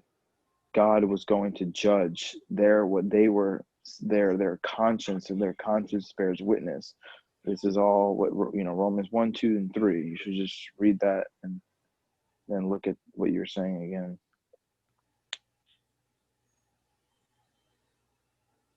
Because I mean, it's well, definitely You know, Jesus again, claims to be the Son of the Father. He mhm. doesn't claim that does he claim that he's the Son of Yahweh? He claims that he's the Son of the Father, who is an invisible spirit that no man has Yeah, ever that's seen or Yahweh. heard. Yeah, that's Yahweh. The Hmm? Old Testament. That's Yahweh. Wait, No, because you believe that Jesus was Yahweh at one Of point. course, he's not the Father. Yahweh does not mean the Father. Just like when you say Elohim does not mean the Father specifically. It just means God. Just like So, Yahweh, it just so means Zach God. believes that Yahweh is the pre-incarnate Jesus. So they are the same thing. So Jesus would never say that Yahweh was his father because Jesus would say, I am Yahweh. Well, right. And he that's what could I say believe Yahweh. too. He And I could say studied Yahweh is for, his father though. Because just like he says God is my father. Well, Jesus is God. It's just like a family name. Elohim is a family name.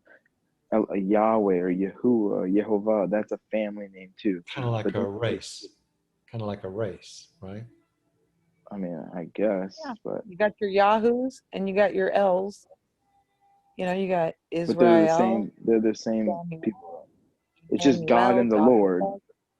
Like we Right? use it the same way, like God and Lord. We know that Jesus is God, and we know the Father is God, and we know that Jesus is Lord, and the Father is Lord, is the Lord. Okay. What was the They're not tree the in the same garden though? It was the person. tree of the knowledge of good and evil.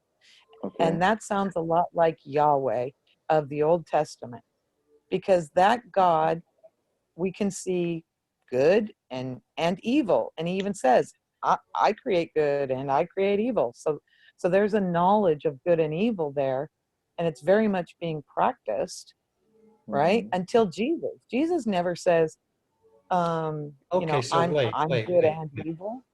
So you're He saying only that goes about healing. because Adam and Eve picked the tree of good and evil, that they picked Yahweh, and Jesus is coming and saying, "But I'm the tree of life. You should pick me." Moses said this, but I say that. And who told Moses? The New Testament, I found out recently, says that this word was given to Moses by a messenger. Okay, the messenger definitely was sent from God, and I'm not saying none of it was, God's law. I believe it is. That's Jesus But was the messenger. the whole point, if we go back to the beginning, was the serpent came in and he said basically everything truthfully, but there was that little twist on the end. He's deceptive. He uses most of what God said, but then he throws in, he kind of twists God's words a little bit, and that's what you call a deceiver. A deceiver has to use mostly truth in order to lure you in and deceive you. If I just came up to you and said, you know, some ridiculous lie, you're just going to go, well, that's a lie, and walk away. But, you got to feed somebody mostly truth, and you throw in a little bit of So if lie. the tree of knowledge of good and evil represents Yahweh, like the tree of life represents Christ, then you're saying the serpent wanted them to pick Yahweh and entice them to I'm eat the tree saying of good there's knowledge. this deceiver. He was there in the beginning. Bible says it's a serpent, whatever. And there's going to be, enmity between Just to let those you seed know, and the, his seed. the Calvinists have God standing behind a tree with a sock puppet snake. That's the funniest picture I've ever seen in my life.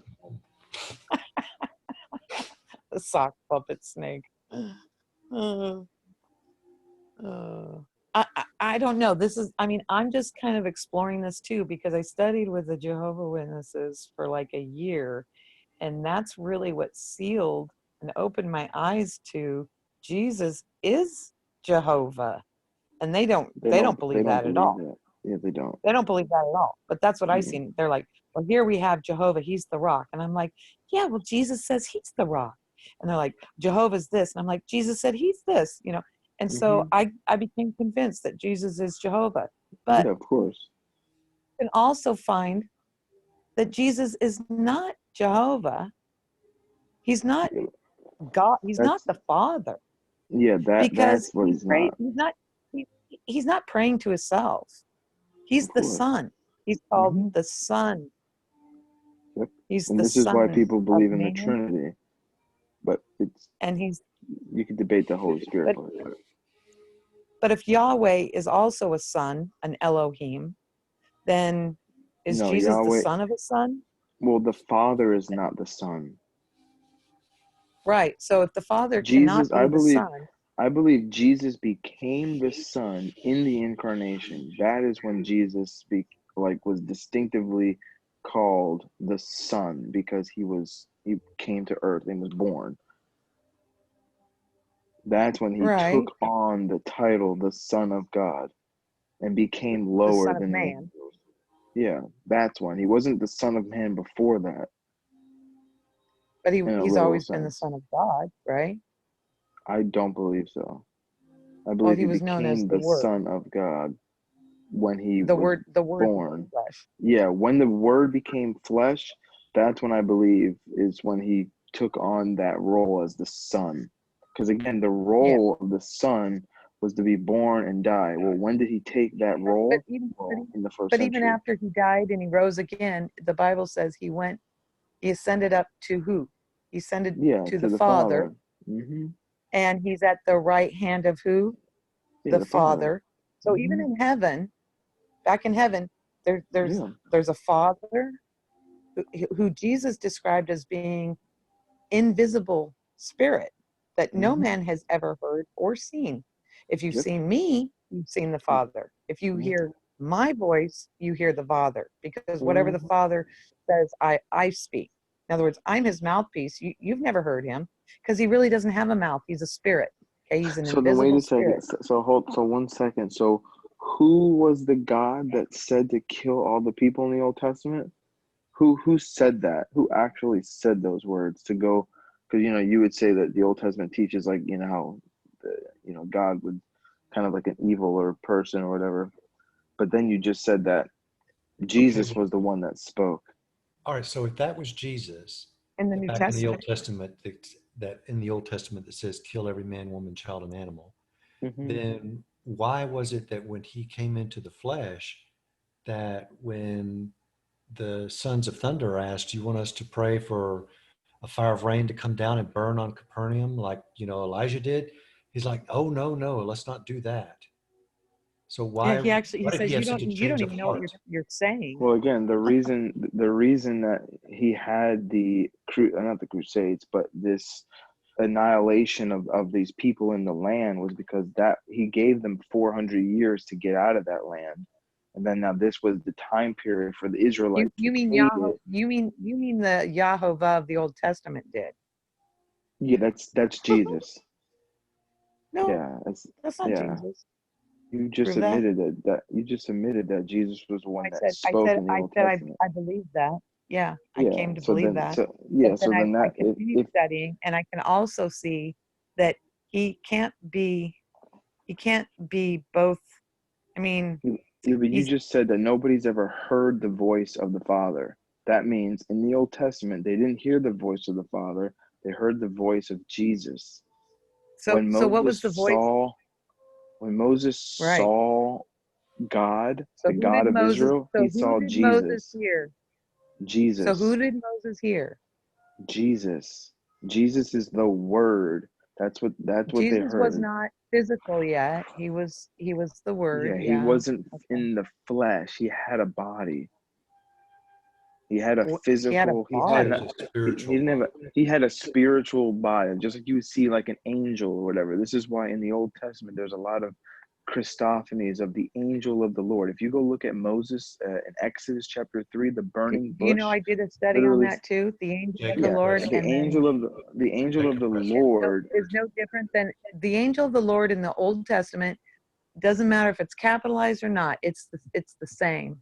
There is no the angel of the Lord. I used to think that too. Go Well, study it there's again. well, there's interesting. There's many places where it says the angel of the Lord said to Abraham that you withheld your son from me, meaning, well, wait a second. No, Abraham, the Lord, Yahovah, told Abraham to go offer up this son.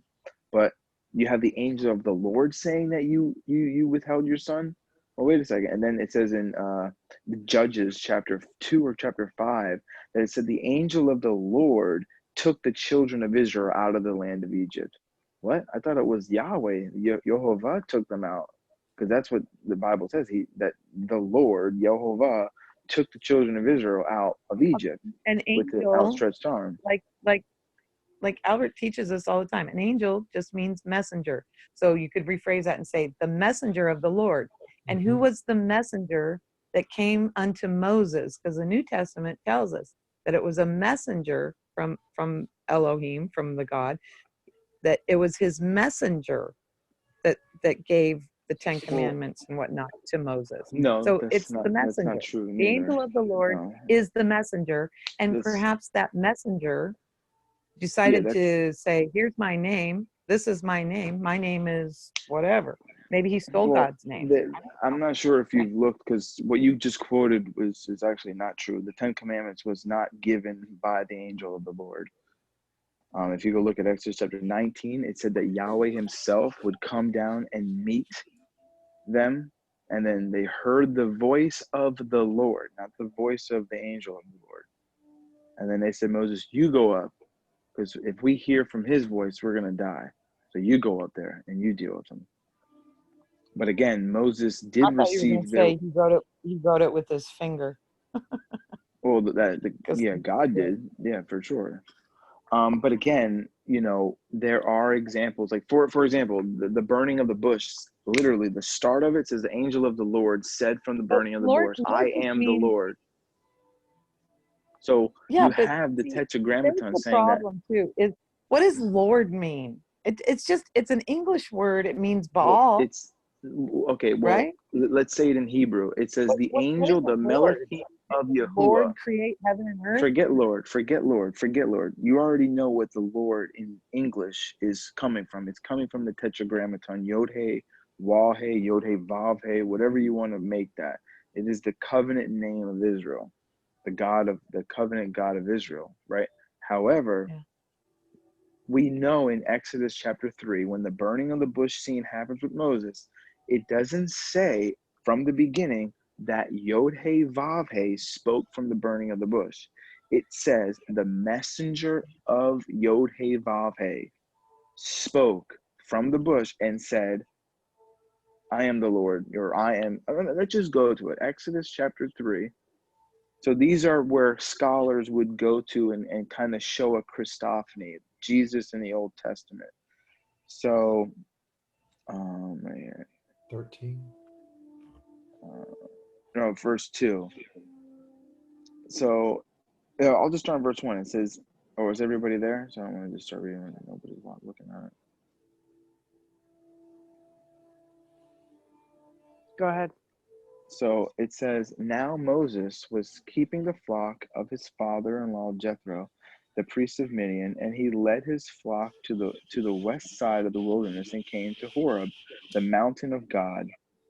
And the angel of the Lord, now that would be the angel of Yahuwah or Yahweh, Jehovah, whatever, appeared to him in a flame of fire out of the midst of the bush. So right there, it wasn't, if you want to get technical, it doesn't say that Yod He Wah He appeared to him. It says the angel of Yod He Wah He appeared to him. But now let's keep going. And it said, where did I leave off? Burning was not yet consumed. Oh, and then it says, and he looked, and behold, burning was a bush, yet it was not consumed. And Moses said, I will turn aside to see this great sight, why the bush is not burned. Now look at verse 4. When the Lord, so here's when Yahuwah saw that he turned aside to see, God called to him out of the bush, Moses, Moses, here I am. And he said, here I am. So right there, it's showing you who was in the burning of the bush. I mean, maybe you can say, okay, that there were two people in the bush, but it seems like it's Yahweh. It seems like it's Yahuwah in the bush, but it just says the angel. So this is a scenario where people would say, look, you have the angel of Yahuwah being here, but then this angel of Yahuwah is Yahuwah or Yahweh, whatever you want to call him. So it seems like that's, again, this is why some Okay, people say, well, and I don't believe what every time, but What chapter and verse sometimes. was it? I'm sorry, Yeah, I didn't get Exodus that. chapter 3, verses 2 through 5, you can read. So why is verse 14 translate the tetragrammaton into I am who I am? It's not the tetragrammaton there. That is the Hebrew ayah, asher, ayah, which Well, are Bingo. in the which Septuagint, is the Septuagint ayah. That says where is I that? am the one. Ego Yeah, eimi. Where is that? it's not ego eimi. It's not ego eimi. You can look at that up again. It is. In the No, Septuagint, it's ego there's eimi o on. oh, I you're am looking at the it right one. now. Are you looking at it right now? I will.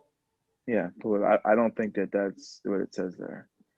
But I could be wrong because I know the majority of the parts where when you look at the New Testament it says I am, most scholars are pointing to Isaiah chapter 43.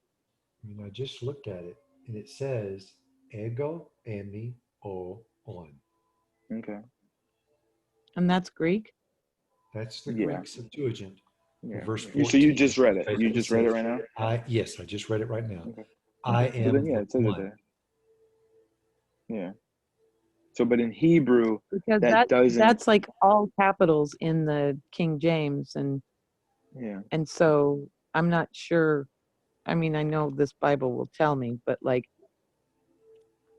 Lord, when it's capital L, capital O, capital R, capital T, it's like It's supposed to be It's Yahweh Yahweh. it's pretty Vavhe. confusing Translated. when you're reading all these lords, Lord gods, Lord capital L, capital G, little. This one's I am that I am, But all again, in capitals. Hebrew, that is the ayah, asher, ayah, and those are the root form. The ayah is the root of Yahweh, because again, in Hebrew, there is root words that shorten the word to go to its main root, and It's that's actually, the root I word seen it was, it's also considered to be Yahweh backwards.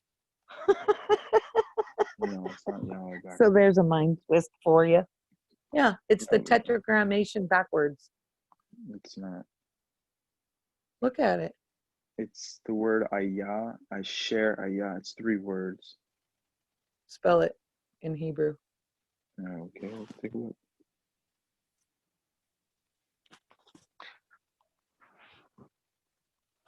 How do you spell? You already know how to spell Yahweh. So hold on. So let's see. Well, Exodus chapter Yahweh, 3. I do Yahweh, YHWH, Well, because you can't and read it sometimes in English. they It's not didn't going to really say have that a in V the then. Bible. So let's see here. So yeah, so ayah, asher, ayah is aleph, Okay. hey, wa, hey, aleph, sheen, Greek. resh. Yeah, it's not I don't know how to write those Yahweh. symbols. Yeah, but that's I mean, not that's not even it's in the not Yahweh Masoretic. backwards. That's not even in the Masoretic. It's actually spelt out. Yod, the letter Yod, the letter Hey, the letter Vav, the letter Hey. Well, no, Oh, it's spelled out like that. in this, no, in Not hey, the and they use Masoretic a text, V. it's not Yahweh, it's Ayah, which is the first letter is Aleph. Yahweh does So not would that be start with like Aleph. Ayah, AYA? EHYEH, EHYEH. and then you have Asher, which is you can in English ASER, and then you have Ayah again, which is EHYEA. I mean Is that Hebrew for EHY. I am who I am? Yeah, that's what the Masoretic says there. I am who I am. Ayah, Asher, Ayah. And when you look at Ayah, And then from that that point on, they're that's the using Yod root. Hey Vav Hey. Yeah, because this is the Ayah is the primitive root of Yahweh. It's pretty just it's the meaning behind what does Yahweh mean. So it's pretty much you have Yahweh. Well, what does Yahweh mean? And then so this is what Moses is asking him. He's meaning like who is it? So he's giving him the definition of who he is. He is the I am. I am the one who is being. There's actually many. I was listening the other day. Michael Brown says there's many ways that scholars can translate the I am that I am. I am the being one. I am the one. So there's many different The ways to translate it self-existent in one, English. the one The who existent was and one, you is know, and yeah, shall all be. very different variations. So what he was saying that, you know, when you look at it, the main thing is the primitive root shows you back to Yahweh, because that's where Yahweh comes from, this primitive root. The primitive in Hebrew, I don't know if this is in Greek though, but in Hebrew, every word can be broken down into a primitive root word, which is made up of either 3 or 2 letters. And that's kind of like the main foundation and definition of each word that can be broken down into. And this Well, is, you know, ego you is look at, 3 letters. Amy is 3 letters. O is 1 letter, and on is 2 letters. And that just yeah, means the Septuagint says, I am the one. yeah. So that's because, again, in the Hebrew, that's how you would translate the ayah, asher, yeah. So that's why they're translating it that way.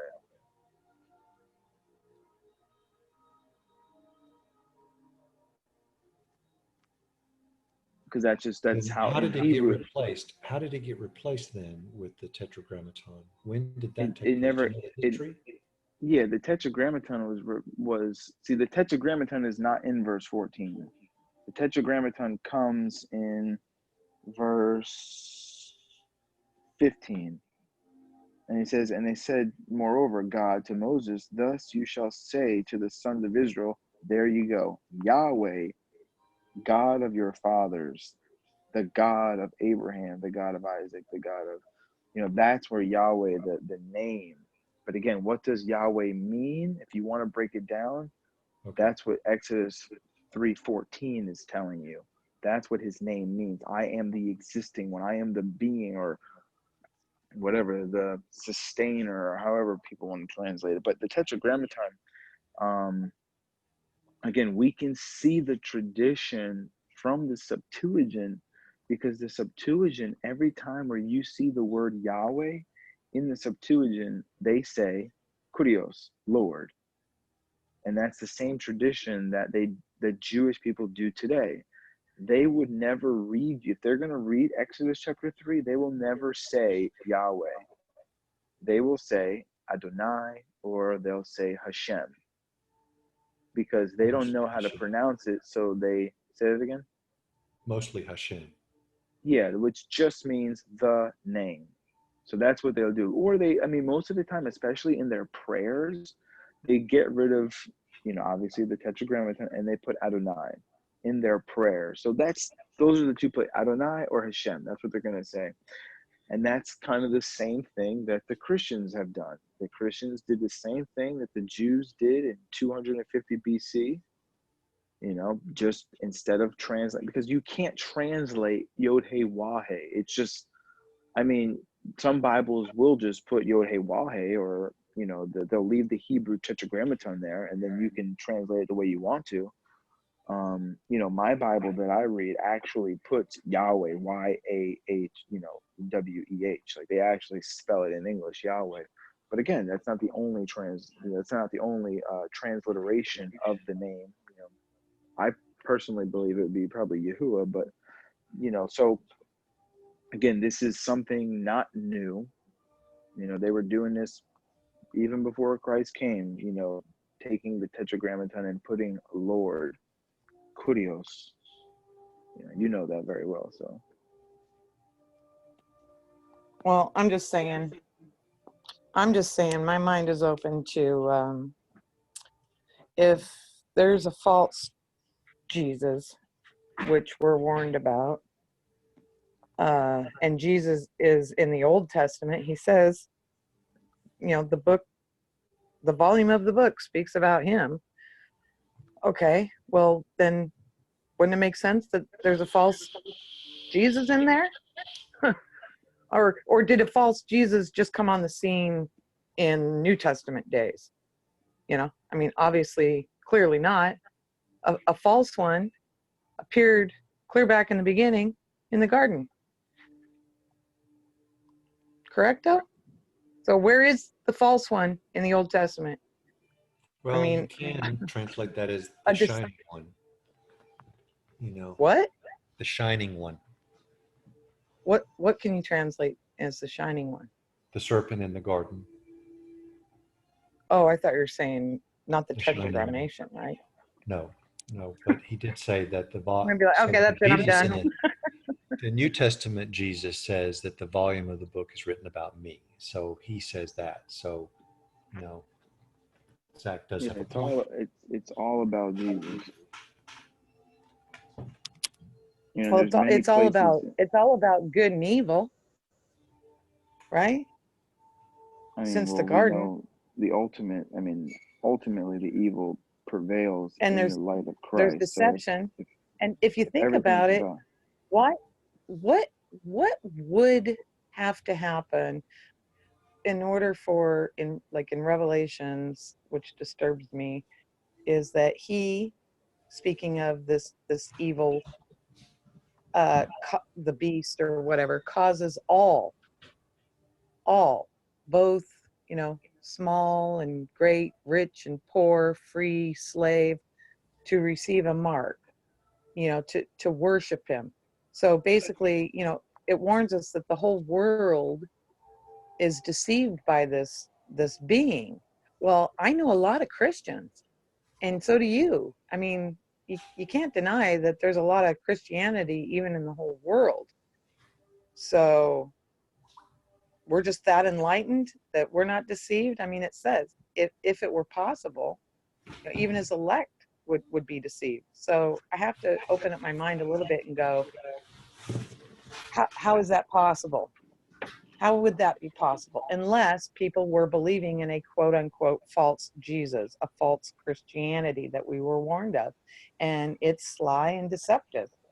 Deceptive enough. I mean, I'm not so biblically literate that I got it all figured out. I'm just saying. There's some strangeness going on. And I don't know. Who are these Elohim in the council that God takes counsel and he corrects them? Who are they? There's I believe it's some the would say Jews. Jews, some would say angels. Yeah. I mean, there's more than one religion on the planet. And if he divided up the earth for the nations, and they were given their, was the Muslims, because we have the Quran, which seems to have the same characters in it, just it seems kind of flipped from the Christianity side of the story. It's almost like, it's the same family, but from a different, slightly different belief. They say Jesus is the prophet, but then they say, Allah is God and he has no son. They think that's blasphemy. They think Christians saying, that God, creator God, having a son is like, no. The Quran came from Gabriel reciting it to Muhammad, peace be upon him. But the thing is that Islam is a newer version of the story versus Christianity's version versus Judaism's version versus Babylon's version versus Sumerian's version. So if you look at the Muslims and you say, well, that's a newer version and they got things wrong, then maybe you need to back up to the very first version.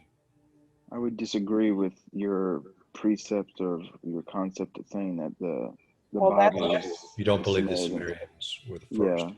Yeah, there's a really good compelling. I don't think you've seen it. That's the problem.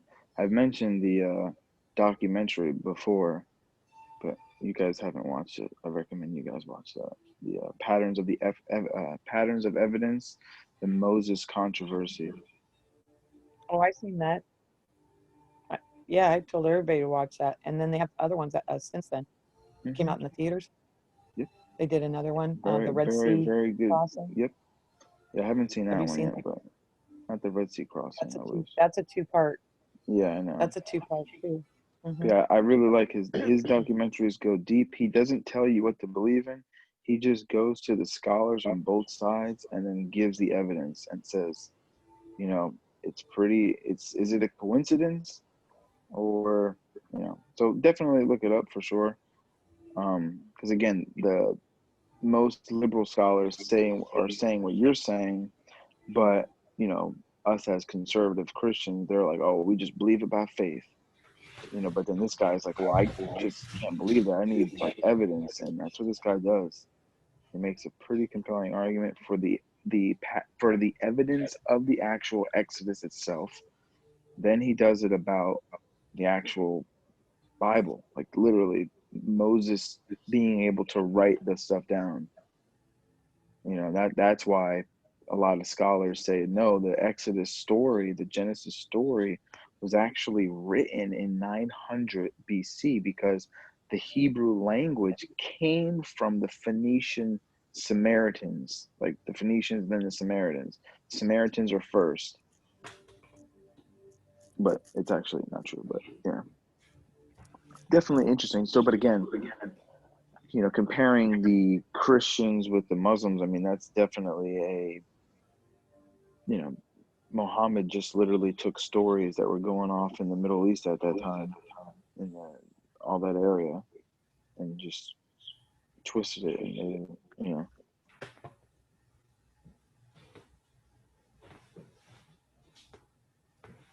I mean, we know, what the New Testament teaches, especially if you're a preterist.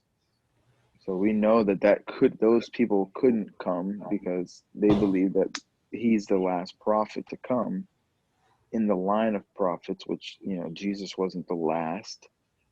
It was Muhammad. Muhammad was the one. But obviously that's not true. You got to be careful with the we know. I know we know, but like the fact that you're pointing out that we know, it's like what if what we know is wrong? Well, See, I mean, I would imagine that's the thing. Like the Who was the main first thing is prophet is in the Bible? Who was the first prophet in the Bible? I don't know.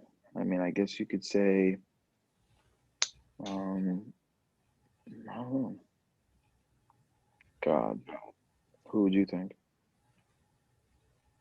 Well, the Jews don't consider Moses to be a prophet, so they Oh no, wouldn't of go course he there. is. Yeah, yeah, he is. They So, say he's a prophet. okay, then I guess you would say that Moses would be the first prophet, because I don't think Abraham is referred to as a prophet. Certainly not Seth or Noah. Oh, who gave the promise Oh, to Moses Abraham? came Because long a after prophet. Samaritans. I mean, I'm not Samaritans, but Sumerians. So Moses, I mean, Sumer was glowing city when Abraham left it, and then you've got years and years before Moses come on the scene, and yet in the Sumerian things you have the concept of prophet. So it's funny that they have a concept of prophet long before the Israelites have the concept of prophet. I know, but Stacy, I mean, like, how reliable are these sources? I mean, Well, like, and I've what also sources are seen. we again, I've looking also. at? I could ask you this same question: how reliable are your I mean, sources? we have manuscripts literally from 250 BC Okay, and why are you being like these ones over here? These ones are cool, but these ones over here, because I'm a like Christian, obviously. Okay. no, but you're Has not have even you doing studied? that. Has What do you anybody mean? heard that like the Egyptian? Okay, I haven't really studied out like the whole history of, but it is interesting, the whole bull and the first letter of the Hebrew alphabet and all that kind of stuff stands for father. It's a picture of a bull, right?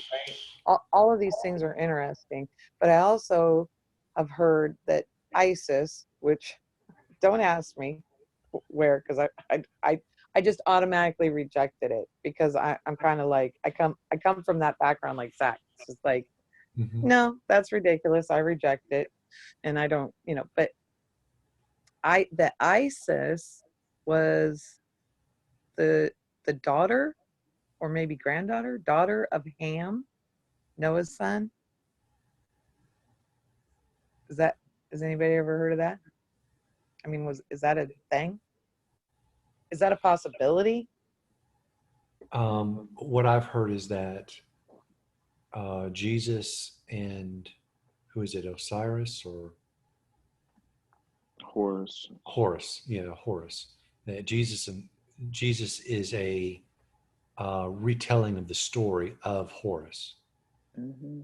which I never really thought about because I always automatically dismissed that as well. Um, but I guess I'll have to look into that. Now, there's some really good debunks of all that stuff. I don't think they're similar from what I remember of Horus, Osiris, and Isis.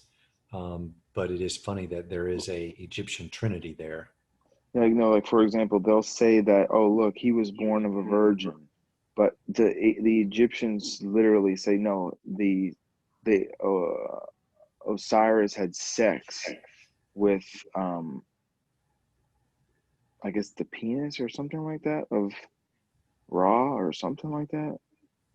I forget how it is, but it's Yeah, really some not of like a those virgin fables. birth. It's Some of not those a. fables are That's the thing. It's disgusting. not a virgin birth, though. That's the thing. When we say Jesus was born of a virgin, we actually mean that there was Right? no intercourse. She was a complete virgin. But when you listen to what these people will be like, oh, look, well, Horus was born from a virgin. It's like, well, go look at the history. He's not a virgin. Like his mother actually had sex and then conceived him. Are you In outside, no. Sandy? Are you outside? It looks like daylight out there where you Yeah. are. Yeah, I'm You're outside. outside? Can you hear the Oh birds? my gosh. It's past midnight here and I you've got know. daylight? That's crazy. Yeah, How, that is how can crazy. you see it's daylight here? Is my camera on? Mm-hmm. Yeah, the camera's on. And Wow. you're in Oh, Washington. hi. My I didn't know my God. camera was bumped on. That Yo, Mm-hmm. this is being like recorded. Like this is It's not real. Oh, I shouldn't have There's said some of the things I probably said tonight then if it was recorded. I forgot about that. Anyway. It can always be deleted, but oh, screw them if they can't take a joke. We're just talking. exactly.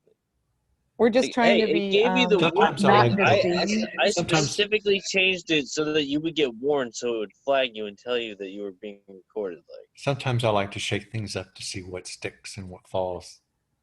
but no, Well, everything you next said time, was great. It was awesome, perfect. next time, tell me when my camera's on. I mean, what? There was a camera rolling, but it wasn't filming you per se. Only when you were talking. It's filming everybody all at the same time to see what we're doing in this time. But we All did this catch you picking pandemic your nose. ridiculousness. Yeah. Mhm. I'm gonna send you my booger. Well, it might have germs, and we know I don't germs are know. In the evil. future coming of stars falling out of the sky, it could be like UFOs coming down. That's kind of interesting. That's I what mean, the yeah, UFOs. I mean, 119 Ministries has and I used to believe this. I mean, it made a lot of sense that they believe that, but they took it in like a sense of that it wasn't real, but that the people in power were going to fake an alien coming, Oh. and then that would get all the world to go and fight against, Jesus. Pastor right. Well, Arnold see, Murray believes that God travels in a spaceship because he believes that the vision that Ezekiel saw of the wheel within a wheel, that Yeah, God goes around spaceship. in a spaceship. So, I Hmm. mean, he very well could have, if he had been exposed to the Anunnaki conspiracy, he may have bought onto that. Who knows? Hmm. but And what Zach, about that's the but Zach, hold on. Zach, that's what we call planting a seed, right? I plant the seed. I tell you about such and such and such and thing, and then oh, watch as it grows. Well, if you water it, exactly, it's the same principle. what's the But why is Q Indian on? belief? What's that book they have with some flying craft and the Vendetta, Oh, you're talking about the Verdatha, Vimanas and stuff, the the Vedanta. Vimanas? Ancient aliens, yeah, the Vedic scriptures talk about these sky people, and you've got the Aztecs got Everybody does, all a over the spacesuit world. on. Yeah, all over the world. And then even the Native North Americans talk about sky people and stuff. So that's kind of interesting. But then you've got Q talking about Alice through the looking glass and all that. Why is that going on right now? What's the deal? Why does it seem like these things are connected unless Q is What is absolutely Alice through the wrong? looking glass, Stacy? Give me a rundown real quick. Okay, through the video that Albert had posted, Alice Through the Looking Glass, if you look at Lewis Carroll's work, Alice is exposed to another world. She goes in the mirror and it's a completely different reality. And what they're saying is that this is Q's um, understanding that there is technology out there. It was given by the Orions during a treaty that they had made with Roosevelt back in the Roswell crash and different things like that, that you can actually, it's like there is Stargate technology where you can actually go, hence what Hollywood has done with the movie Stargate and the series Stargate and stuff to sort of get people prepared. But you don't travel really through spaceships to go to different um, parts of the galaxy or other galaxies. You would actually fold space and time and then jump through it, and that would seem like a more logical way to travel through an immense distance than going the speed of light for sure. But they're saying that they have reverse engineered, and Q tends to mention that Donald Trump says they reverse engineered this and stuff, but that it's actually referring to reverse engineering the Stargate technology to create a mirror so that you can actually see what the future is, kind of like a quantum computer. So you put all the variables in and then you see what plays out, and it gives you probabilities of the future and things. And so he's saying that that technology is out there, that's, and he talks about these whistleblowers that talk about building for level 2 in Area 51. And he says that's funny that it's 42 because the Hitchhiker's Guide to the Galaxy says the answer to the universe is 42, but that's where they have this looking glass technology. And he says that the thing is with CERN is what they were doing with CERN is they weren't doing this just to look for a Higgs boson. That's just ridiculous. They were actually sending particles back in time and trying to work on Stargate technology and things like that. So it's not like creating black holes that would swallow up the Earth and everything. It's more like travel stuff that Maybe CERN is the looking glass. Maybe it's taking pictures of things. I Maybe don't know. maybe CERN's what's peeking into They've the shut down future. CERN. They've shut down CERN until 2021.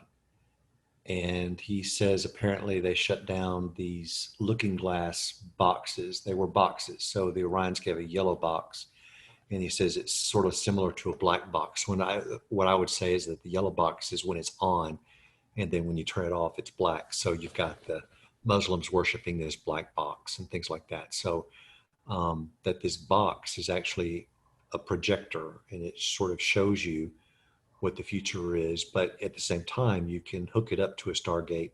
It becomes a controller, and it creates a portal where then you can jump through it. So it's kind of weird that he's saying all these things, but then he also says something that I definitely don't believe. He says that they can look back in time and see how things played out. And one of the things they looked at is the crucifixion of Christ. Um, you would have to have the exact location and the exact time to be able to focus in on the crucifixion of Christ. And I don't think that they did that unless the Catholic Church knows exactly when that was, or you would have to be at that location at that exact location to turn on the box to be able to see what took place in there. So I don't believe in a lot of the stuff. You have to take it with a grain of salt, but nevertheless, we do all of us agree that there are technologies out there that they're not revealing to us. So it's just kind of interesting. That's sort of Q in a nutshell. If that made any sense at all. I didn't It know totally did. Q. I I think you didn't just know. You say Q claimed that they seen the crucifixion of Christ. I didn't know that. No, Q doesn't say that. That goes Oh, into additional research, but Q talks about, he points you to the path for then you to look into. And so the looking glass, project looking glass, well, what does that mean? Every time they name a project something, it has to do with what their intentions are. You know, uh, uh, what is it? Desert Storm, things like that. So it has to show what their objective is. And that's what human beings tend to name what their projects are. But then you've got things yeah. like the Or Manhattan or Project, sometimes after a person who is known or as. at a place. So like the Mhm. Manhattan Project or something like that, but which was kind of weird. They have people floating, phasing out of reality and then floating in floors and sinking down Disconnecting from their floors. body. Yeah. Did you see? I seen. I don't know. Weirded me out. I should click There's on also it. supposed to be a chair that you can actually get in and it'll actually sort of rotate you and take your consciousness out of your body. In other words, Yeah, kind of that. like a rapture or so, and you can be placed into another body, which is kind of interesting that those uh, extra canonical theories of Q, okay, that's what I would call them, extra canonical theories from the canon of Q, seem to correlate a lot with biblical theology. And I don't know why they're doing that or why they're basing that on that, but I do think it's interesting that they're making these parallels. Not that I'm on board with it or believe it, but I find it interesting that they're actually attempting to make these parallels. What is the reason behind that? I don't know. So, I'm exploring. That's all. I'm just a traveler Did you looking see for. a video? you're a time traveler, just like all of us. We're all time traveling. What time was it when I just told you that? What time is it now? You just traveled through time. Congratulations. I'm a Did you see the traverser. link Q put up? And it was a video of like, there's a word for it. It's like a donut shaped thing that just kind of spins. It's like a video and it just spins and spins. It has to do with like energy and. No, no, but you've got Shiva out in the front of CERN. Mhm. What the hell is the god of destruction doing in a circle out there in front of What CERN for? what is that You have same to say, circle? you have to say there is no significance. It's just that these people believe in this lie, and that's what they're doing, which is what I kind of hold to or did believe in.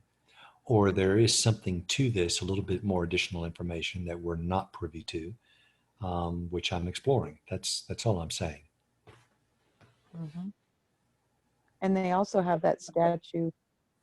I think it was, I don't know, the the was it the UN or it was in China? All the heads and at the end of their table or in front of this window was that statue of that Shiva god. It's like, well, what? Why And you've does got the why arch do all these of Baal. leaders go and kiss the Pope too, right? You've got the arch of Baal.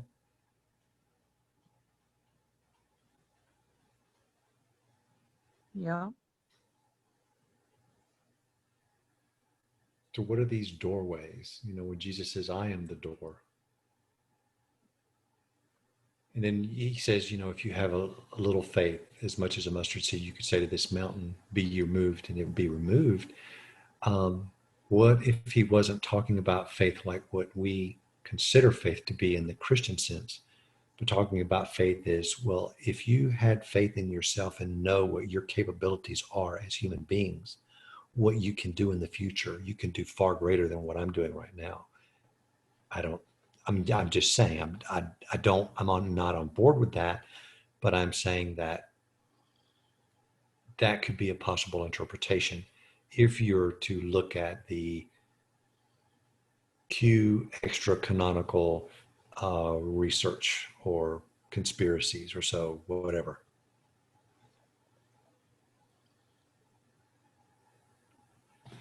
It's apparently that video that Albert had said, the things that human beings have actually contributed to that other races have not was time travel.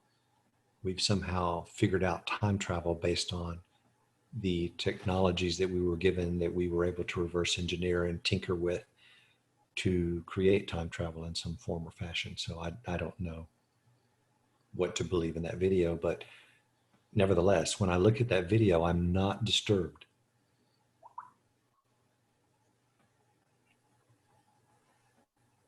Right. It's just super fascinating. I will put the video in the description so anybody can watch it. But you should watch it if you haven't, because seriously. Yeah, for several days I didn't watch it, but then I listened to it as I went to sleep, and I fell asleep, and I'm like, well, this is a great video to go to sleep to. So I did it the second night because I'd been having trouble sleeping. And then the third night, and then finally the fourth day, I need to see this consciously, and see what. So it might be that I've actually already incorporated this into my subconscious so that I was able to more readily accept it or Right. entertain it after having listened to it 3 times while being asleep. That might be, I don't know, but I did look at it yesterday in its entirety. Um, and I was like, wow, there's a lot of information here. But then I started studying, just looking at YouTube on all of these ancient temples from all around the world. And I don't typically buy in the fact that they're all post flood, um, because I mean, they were all in one area after the flood, right?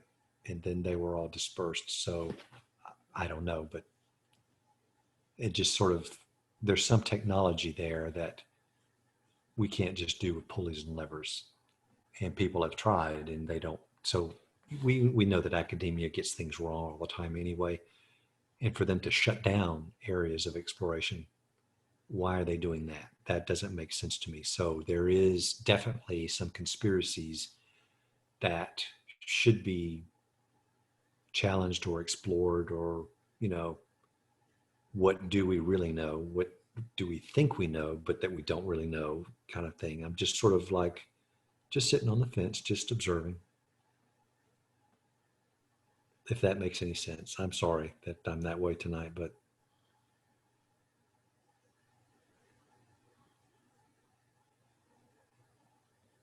No, it's all my fault. I caused it. Like, I mean, but then again, we wouldn't even be talking tonight if it wasn't for me keeping this whole thing together. Why are you trying to take all the credit, Albert? I'm not trying to take credit. I'm just letting you know subtle hints. So how do you say that word? Subtle hints. Yeah. we appreciate Just it. saying, I could have ended this and gave up a long time ago, but I'm here, and now you're all here as a result of kind of me. So, like, not bragging, but just saying, we are still all here together. You are all still here with me. Think about that. Well, I'm here because I I am 100% convinced. I believe we all worship the same God, the Father. All the Exactly. details, all these little strange Yeah, things it's and details. how it Back works to the and details. what the deep state's up to and what the Illuminati's doing and what the Egyptians were up to and all this, you know, that it's, we're just There is a story, curious, right? we're Besides curious creatures. besides the Luciferian thing of, because the Luciferians believe that Lucifer, the bright shining one, the serpent in the garden, gave men that knowledge and was really forbidden to do so, taught man how to do things. The book of Enoch talks about that. But you've also got Prometheus, which brings down fire and gives it to mankind, and he's punished by the gods for giving that forbidden knowledge. So there's multiple examples of things in Loric history where you've got something that rebels against the great body of judges or something. It comes down and sort of like prompts man or gives man an extra push or something like that too. So it's kind of interesting that Prometheus, Enki, Loki, all these are similar in nature.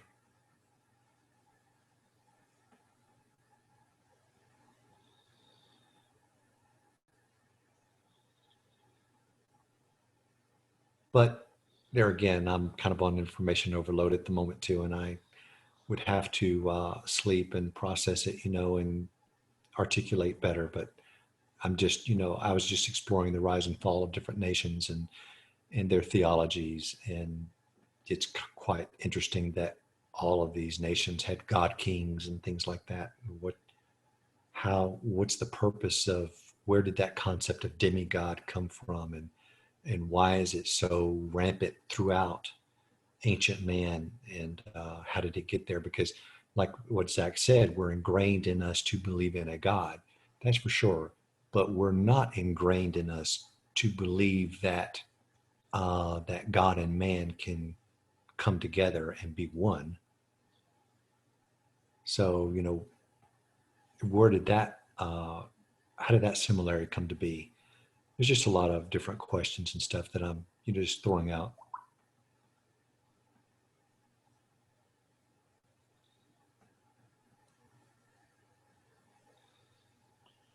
Yep, we just gotta, definitely test things out, but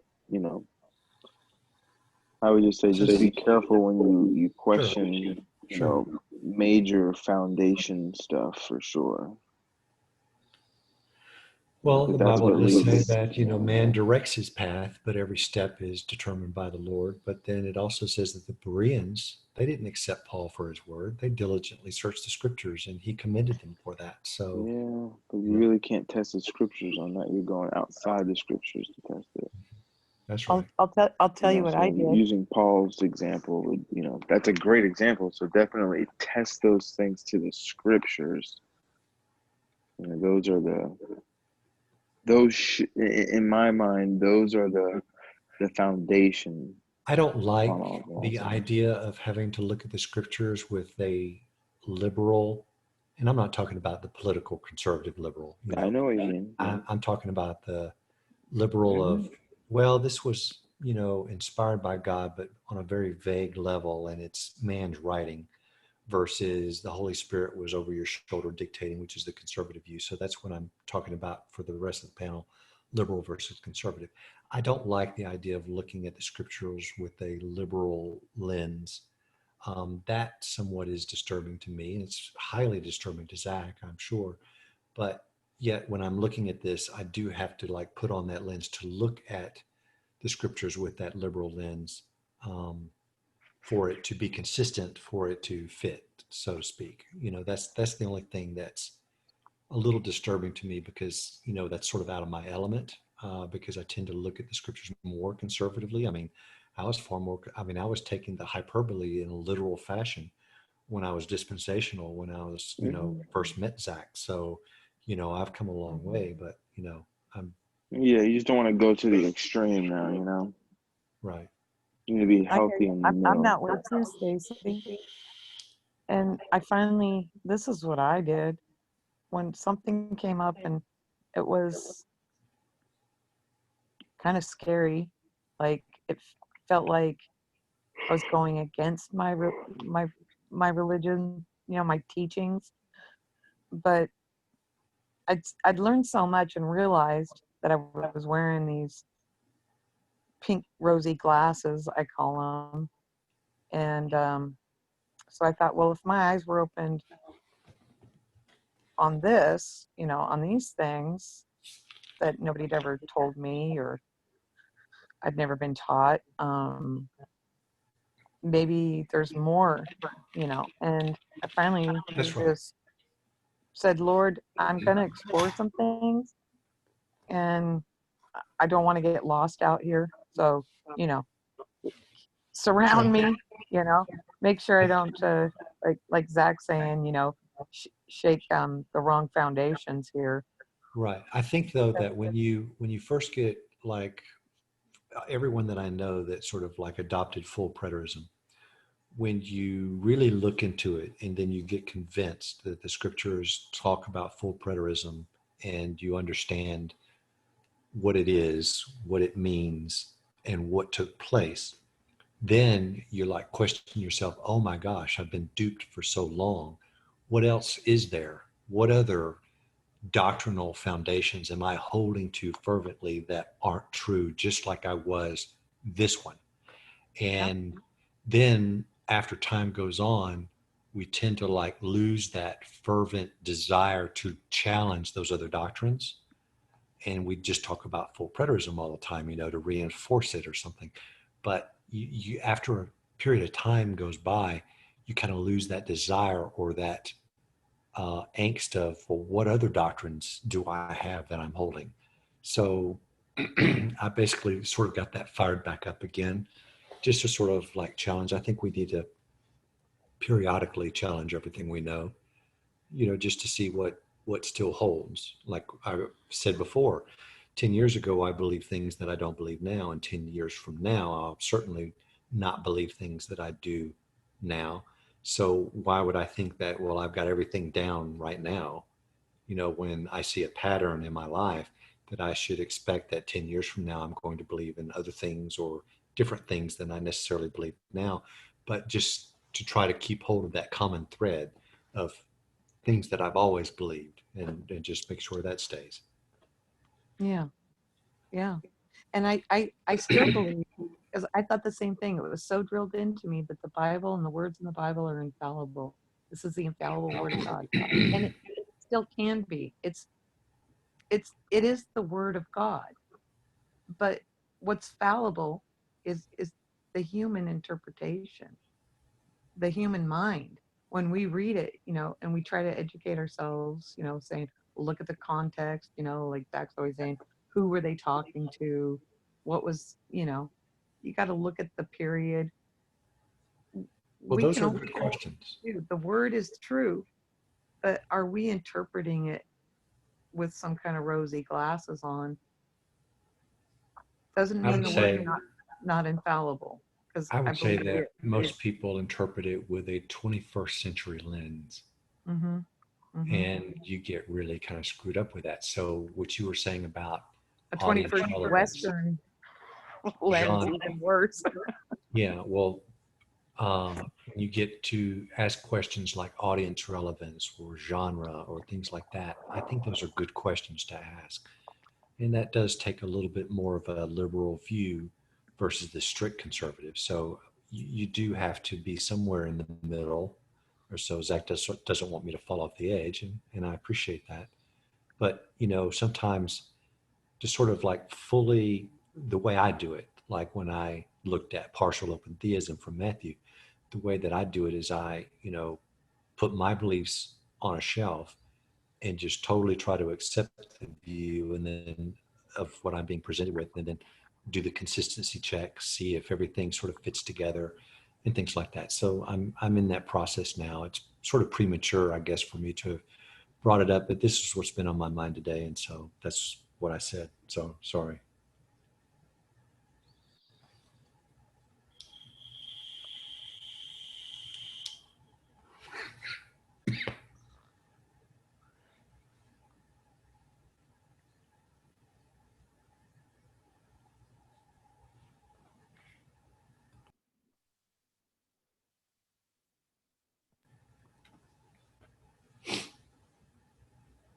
Did I put everyone to sleep with my monotonous voice?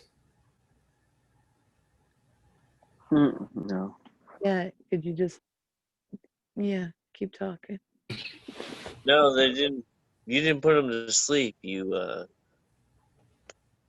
Stacy In the does have a beginning, very in the you might beginning, have dazed them. soothing voice. in the beginning was the Dazed. Word, and the Word was with God, and the Word was God.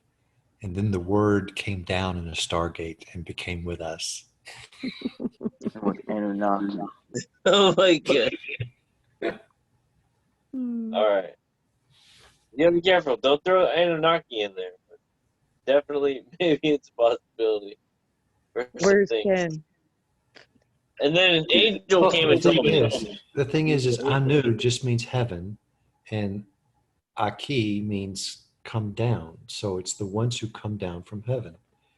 And the angels of God come down from heaven. God came down from heaven. So, that's what they didn't, this was not a creature.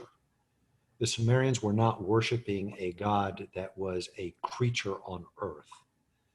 They were worshiping some spiritual entity that came down out of heaven. Yeah, but now we have to ask, what's interesting is let's just hypothetically go with the scenario of this, like, the mainstream talk about the Nephilim and all that kind of stuff. What they taught them, what they taught them, I guess, soteriology wise, how to get saved, how to be right with their own deity. I guess if, I'm the Anunnaki, you have to follow what I teach you, or are they all teaching, how can I say this? So the Nephilim, Anunnaki, whatever, they come to Earth, they do what they do, and now are they What that would leading? look like, okay, what that would look No, no, like. no, not what it would look like. What I'm No, saying no, is, let me just say this, though. okay. Let me just answer this because it's soteriological in nature. What that would look like soteriologically is that if each of these sons were placed over their particular nations, that would make soteriology subjective, not objective.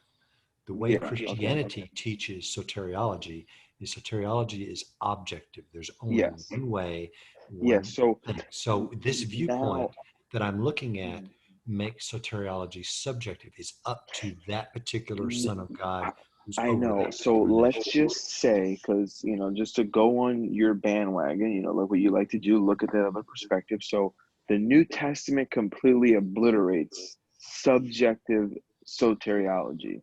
It's one No, way, and that's it. no, Yes, because it no, says no, in no, times no, no, past. it doesn't. No, Listen, no, no, listen. no. Acts chapter 17. Listen, Listen.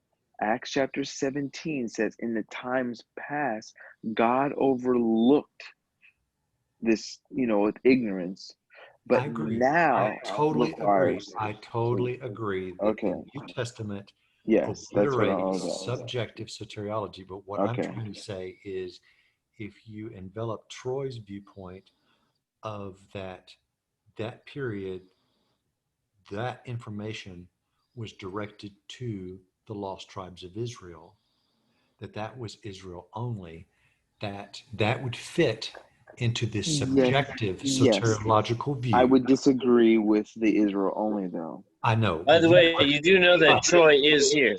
Yes. Hey, Troy. Hi. But I'm glad to see you come back. So, even though you Oh, I don't didn't speak, know and that's Troy. fine. who's Troy again? Hey, Troy is the Troy. Israel only, the Israel only guy. He, Oh, the guy that never objected. comes on and talks, though, right? Yeah, I never taught. He's too Okay, shy, but that's okay. gotcha. That's all right. Yeah. We So can again, still the say hi. Israel only thing is definitely not, a thing when it comes to the New Testament. The children of Abraham, those were in Christ, and obviously we all know that. But again, when you bring in this subjective soteriology, in the Old Testament, now it still seems that according to Romans chapter 2, that these nations that are not Israel, that are actual of the Gentile world, that they were still going to be judged by God for what they did. And it still seems that they were going to be condemned because they did not hold up perfectly to the standard that was given to them. But we look at that verse completely different because me and Chris look at that verse of those not having the law do Yeah. those things which are in the law Yeah, are a but law you to can't, themselves. but And you he's can't. actually comparing those to the ones who had the law and were breaking the law. So it's I a know, comparison. It's but not an however, account. it says that they're still condemned in Romans chapter 2. It doesn't say, this does not mean that they're saved. These are still condemned people. Romans chapter 1 through chapter 3 is they're condemned, Jew and Gentile alike, even if you don't have the law. Because why? because we've all fallen short, even what God has given us. Paul is just showing that even these Gentiles, they don't have the law, but they still do good. But that good does not save them. It does not make them right, because the only way to be right with God is to be justified. This is why in chapter 5, Paul says that therefore, now that we've been justified through faith, we have peace with God. Why? Because before that, we were under the condemnation, Jew and Gentile alike. Paul mentions that multiple times. And he says that we are without excuse. So even if you want to say, oh, I was never given the law of Moses, this and that, well, guess what? Paul says that the heavens declare the glory of God. This is why that mankind is, it's there without excuse. So again, it would seem that this subjective soteriology, if these, hypothetically speaking, these Anunnakis, Nephilim, whatever, come down during this time period of Genesis chapter 6 and stuff, before the flood and whatnot. And then they taught each people group. And then especially when you get to the Tower of Babel, you get the 70 nations. Now, let's just say God takes Abraham, right? And then all these other false deity people that God put on the world, or the Nephilim and Anunnaki, whatever, they take over. All right, I'm going to take this tribe, you take that tribe. Okay, cool. But they teach them something that is contrary to the scripture. So obviously we know that ultimately isn't going to save them. And ultimately they're going to have, because this is the goal of Israel. The goal of Israel was to be the light to the world. This is why in Deuteronomy it says that they were to go and the nations were supposed to see Israel and see how close God really was to these people because of the law that God gave them. That law was a light, Proverbs 6:23. This Which was sounds to be the, exactly like Atlantis. It but almost sounds yeah, like the nation of so Israel has yeah, adopted yep, the lore of Atlantis and applied it yeah, to them. I know, but that's the thing. It's one's right, one's wrong. So if we say that Atlantis is the beacon, well, they're gone. They were never here when Israel was here. They were dead before that time period. So we know the true beacon, according to scripture, was the Israelites. They were the ones. Now we can say that no, well, they actually lied and got it from the whatever you just said, the Even America, Atlantis people. one of the presidents said, "We are the light shining on the hill." Who was that? Was that Yeah, but that Bush doesn't Senior? necessitate that Or, we're talking about where Atlantis. but I'm saying other Again, nations sort of take that so role when and place yeah, it upon themselves, and yeah, Israel but could have done the according to same script, thing. no. Israel didn't do it. God told them that they were. Because again, the thing was to Or bring, they how say is that God? God told them. Yeah, but now you're falling down the wrong path to question scripture like that. So again, I mean, you already know the scriptures. It's just I feel that you're swayed very easily, very easily. But you just got to be firm. Don't fall for everything that one video, and then you look at 5 other videos. You gotta, the main foundations of scripture, just like you quoted Acts, where it talks about the Bereans search the scriptures daily. That's where we need to find. So when we look at the scriptures, Israel was to be the light. Well, why were they to be the light? Well, they were supposed to bring the other nations in. So if salvation was subjective, why would God intend for the nations to come into Israel if they could be saved their own way? It's subjective, it's not objective. No, Okay, God but wanted them to come in through Israel, and then this is why ultimately Christ was the fulfillment of that, well, to me bring in the being nations along with the Jews into the new covenant, the better covenant, the one built but upon better terms. okay, me being a post 70 AD universalist, I believe fervently that soteriology is objective on a universal way, where you Hmm. believe that it's in a selective way. But like I said, I've placed it on the shelf to look at things. So, Gotcha. it's not that I'm so easily swayed, but it does give me the ability to adopt a view one, I can put my view away, compartmentalized, to where I can like totally like try to get on board and see if I fall off the wagon or not. So, I mean, it's not like, this is, I know it's hard to believe, but it's not like, well, this is what I believe. And, I saw one video and now I'm convinced, or anything like that. So, you know, it's not that way. Yeah, I mean, I know you like to look at the consistency and stuff, but it's the way that it just sounds like you like believe it. That's what I'm saying. Well, I'm That's advocating for it. yeah. I'm So when you're advocating for it fighting at the for it, moment, right? yeah, that's where, you kind of, because when other people would listen to this, they would be like, oh, wow, like this, it sounds like this guy is questioning like major Christianity doctrine, which you are, but I mean, it doesn't mean that you believe it.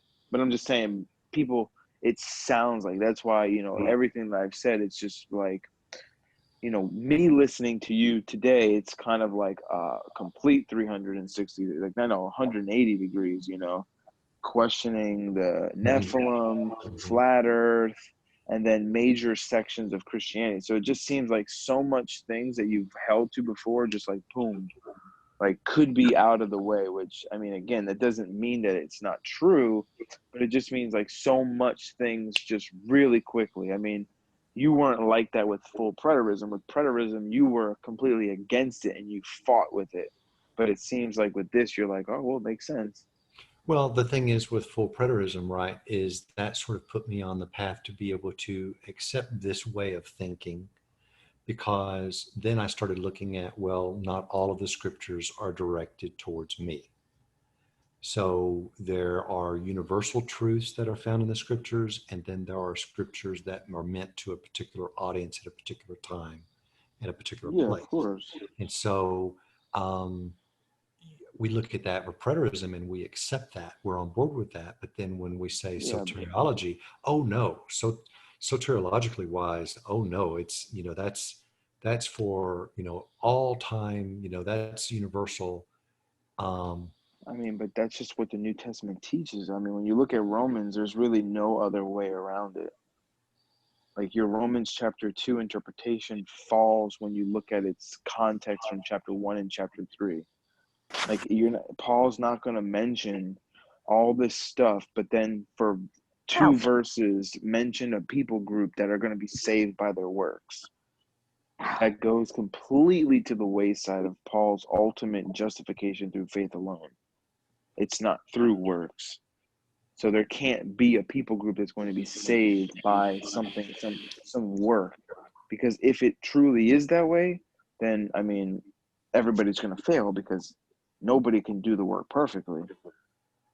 Everybody's going to fail. Even if they give you, if you want to take that interpretation of that parable, well, everybody gets a little bit of knowledge and that's what you need to hold to. Well, even if God gave a particular people group 0.000 times 100 million 0.1% of knowledge, guess what? They're not going to do it perfectly. That's just the human nature. There's also Jesus. Now, he said he did not come to condemn the world, right?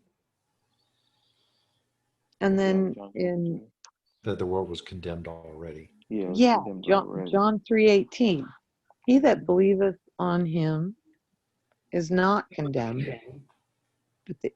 but he that believeth not is condemned already, because he has not believed in the name of the only begotten Son. So if the world is condemned already,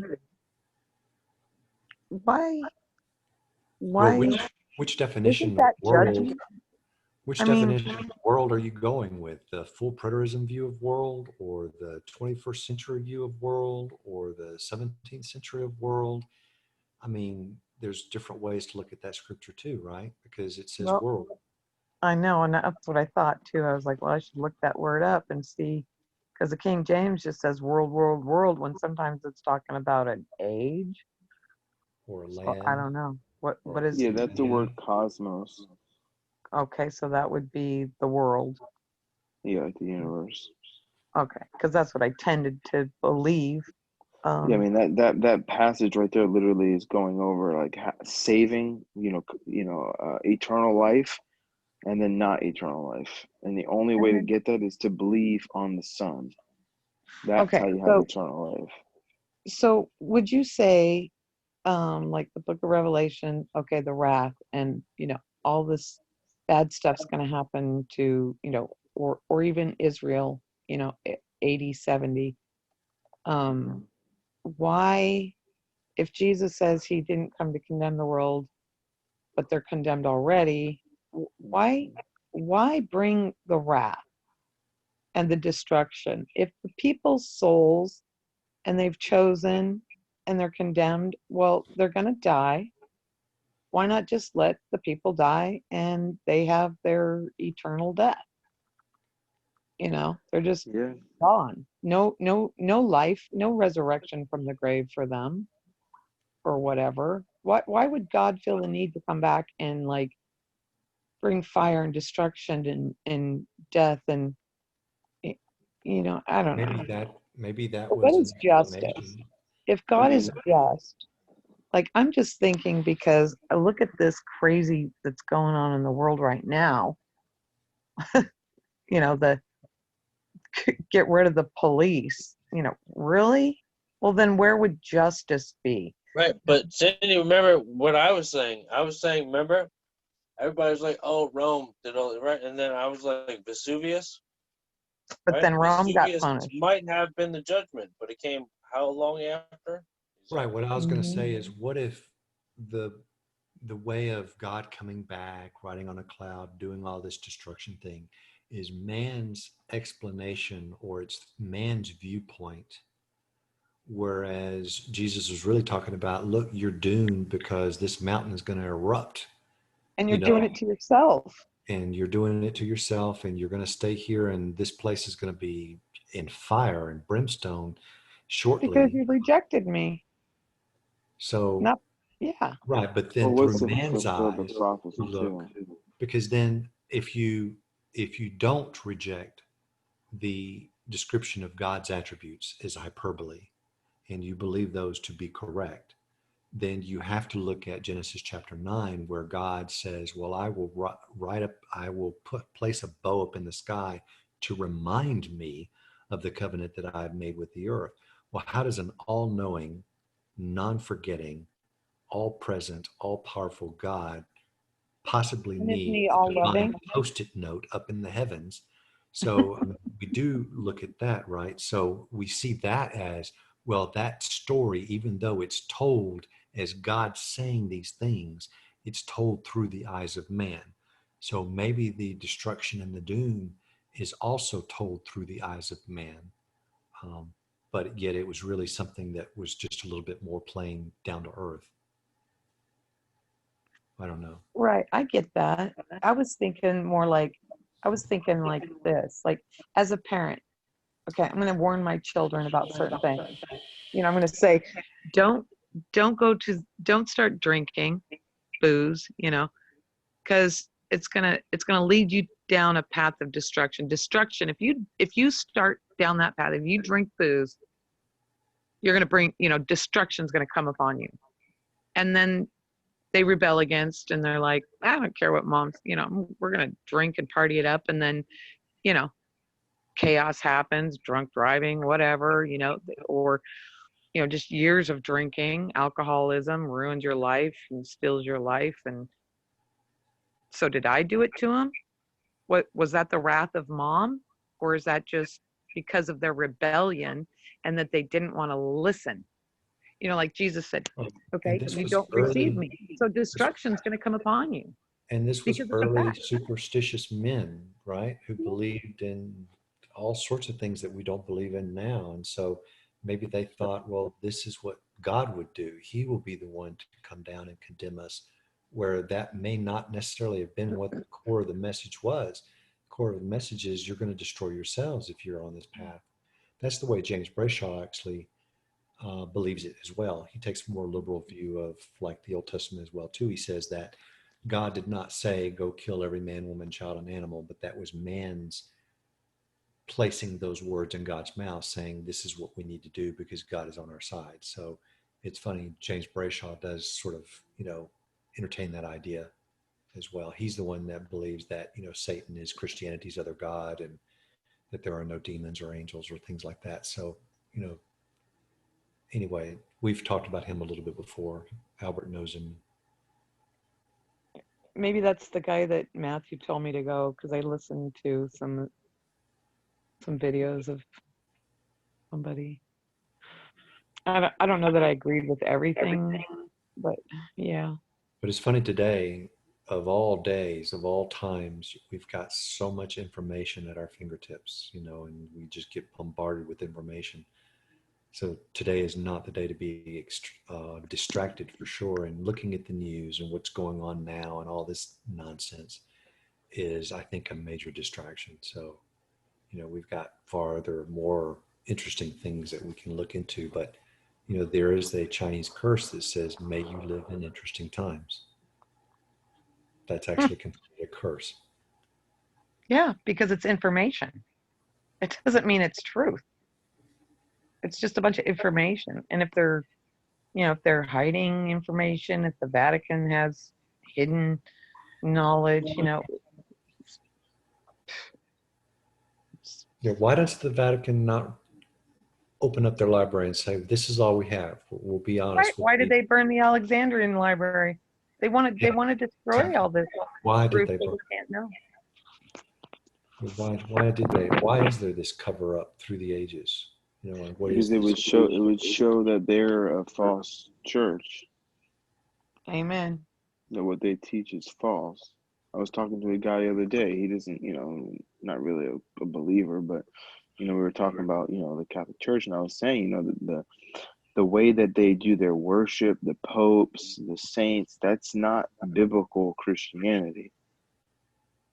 So maybe that's why that you would see first century, you would see different, things. And or what's funny is, what if full preterism is true, and what if the church does have evidence of that full preterism, and that's the reason why you just have complete silence over 80, 70, because they don't want you to see that you are in the universal kingdom of heaven age.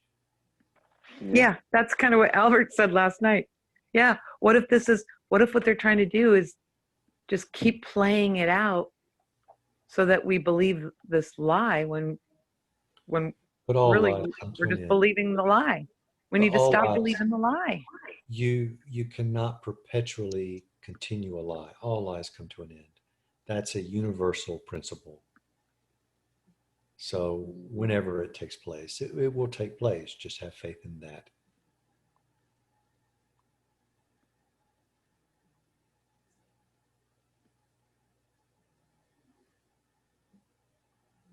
Jesus says things will be shouted from the rooftops. And then you've got the all-seeing eye, or the providence eye of God. So, Yeah.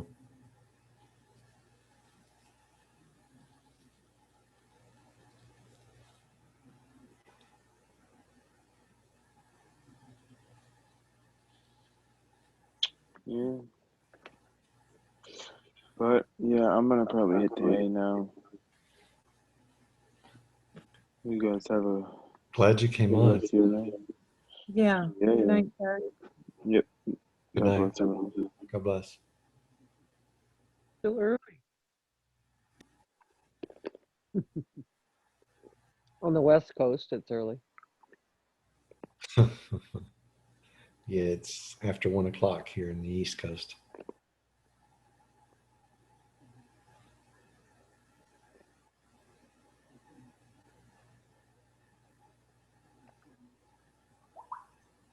Well, it's interesting to hear, what things people are looking into, and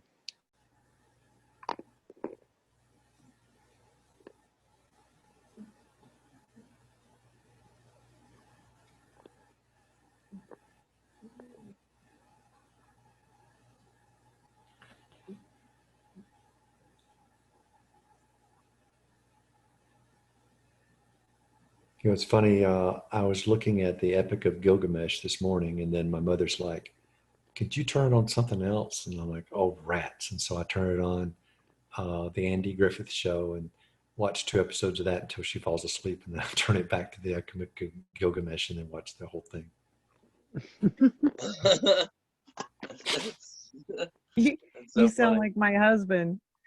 That's what his mom, she's like kind of planted in front of the TV and she likes to rewatch all these Westerns. And I don't mind that. I like watching them with her too, but I waited until she fell asleep because I'm like, I really have to get through this information before tonight's Bible study. I really want to look at some of these things first. And so, I was on a kind of a mission today to look at some things and bounce it She's off. always like, So, I'm like, how come you don't ever call me? And he's like, because I have to go out the front door or I have to go out back and shut the door and go basically hide because she's got the TV up so loud he can't hear if anybody calls.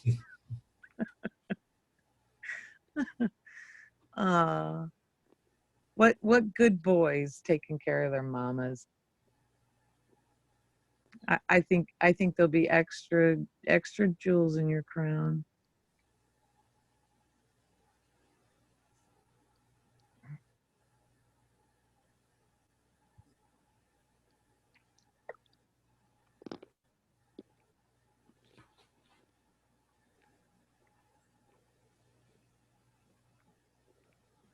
Where's Matthew tonight? he's missing. He's been missing all night. Not here, obviously. Well, I seen Rob said he'd be on a little later. He never made it, so he must have fell asleep. Yeah, that was like 8 or something. Mm-hmm. What have you guys been studying? We're at the point now where when we get everybody together, we were going to go through Matthew 23 and 24. I'm looking at some extra biblical stuff at the moment. So, What are you looking at? Anunnaki, Q conspiracy, all that stuff. Mm. Most people are following, what is this, George Floyd or COVID-19 still. I'm looking at other stuff. That was pretty funny. Hey, Stacy, that thing Yeah, it was. about That's the what, COVID decorations. yeah, And I laughed. I did. I laughed on that one. That's about the size of it too. Definitely needs some more humor. They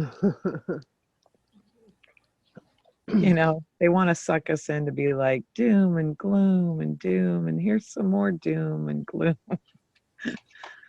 I was looking today. If we create our own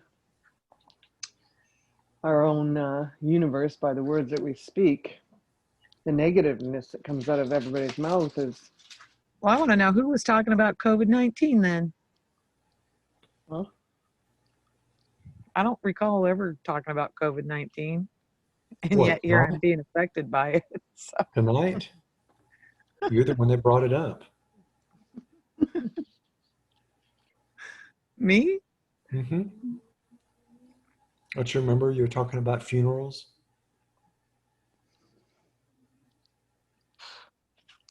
And death? And hospitals and how they won't even let you go in and all that stuff. You were bringing up COVID-19 tonight. No, I mean, Okay. when it came from China. Oh, Who thought that it ever even? I wasn't thinking, hey, they're in a lab somewhere creating some virus. They're gonna let it loose on the Chinese public, and then it's gonna spread No, but around. I wasn't again, thinking those thoughts. I wasn't you need to saying that. I listen. wasn't none of that. You need to Oh, and listen then to the governor's gonna make a law that I can't collect rent for 6 months. Oh, you need to listen to that song. Que sera, sera. Whatever will be, Whatever it will be, will be. be. Just listen to that for a little while and it'll calm you down. No, I think I'm gonna do like Lori said. I'm gonna copy that picture and blow it up and make a poster and put it hanging on my wall. And I'm gonna hang lights around it. I don't know why it just struck me funny. That's all. It struck me awful funny too. It still does. I'll just wake my boys up in the morning. Good, happy COVID morning. Come on, we're gonna celebrate. It's another happy COVID day. Let's put up our lights again. Here's a package. Maybe we'll make it. Yeah, we should just give each other gifts. What's this for? Happy COVID. That'll mess with them, right? I'm gonna get a shirt like some guy I seen on a YouTube video. It says, "I give hugs." I think it said, "I give hugs," and he's like out with these protesters, walking up to cops and trying to give hugs or something. It's like,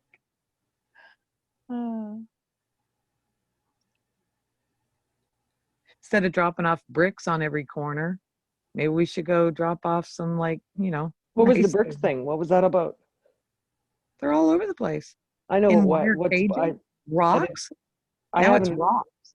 They're dropping them off so that those places were planned protests, so that afterwards, when the groups come, they've got a pallet of bricks that they can use to throw at the buildings.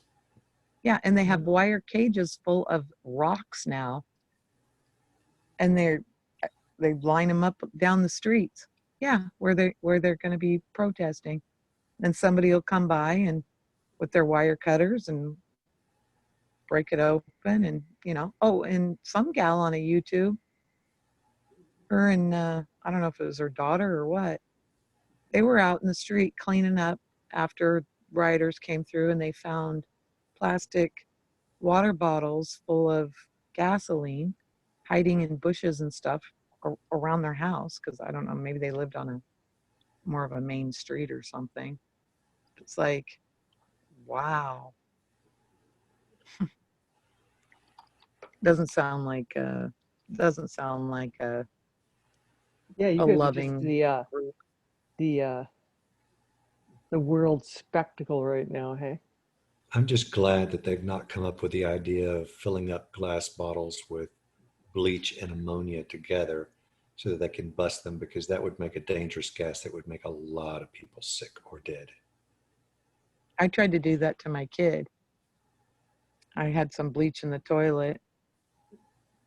I guess he didn't realize I was letting it just soak in there, and he went, ammonia. And it's like, Mom, I was gasping for air, about knocked myself out. He goes, I couldn't even have any air to call up for help for you. Yeah, that's And I'm right. like, oh, I'm so sorry. Yeah, I was a young mom, so I don't know, I was probably 20. I'm like, oh, yeah, bleach and ammonia. Okay. Uh, We'll make note. If you ever want to get back at your boyfriend, No, don't, no. no, don't do it. That's murder. That's murder. It does. It'll, like those two gases, like, what do? Pull the oxygen out of the air or something? It's like you can't breathe. They pull the chlorine.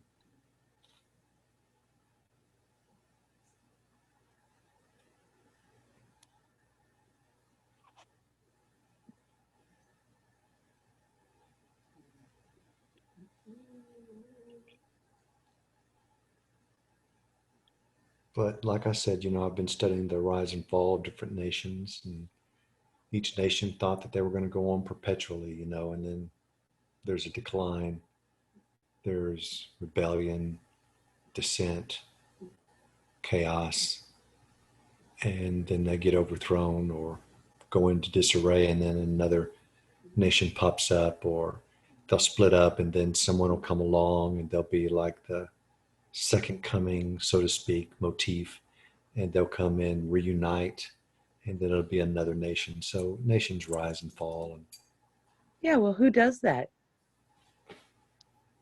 God.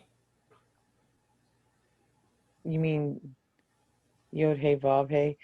But I mean, seriously, that's what we do. We go over into these countries and we depose their quote evil leaders. Well, Maybe they are, maybe they that's aren't. I okay. don't That's know. that's from the top. That's from the top down. So that's empire. Yeah. Overthrowing kingdom, and sometimes that does happen. Sometimes that is through the fall. But if you look at like the fall of Rome, that was from the That's what's inside. happening right now. If you look at the fall of Rome, that was from the inside. If you look at the fall of the Cambodians, that was a fall from the inside. The fall from the Egyptian dynasties was both. Different dynasties fell from inside and some fell from outside. So, you've got both ways of attacking the nation. Right. Right. But I Troy's mean, in here, eh? we've got people all around the world. Troy, say hi to us.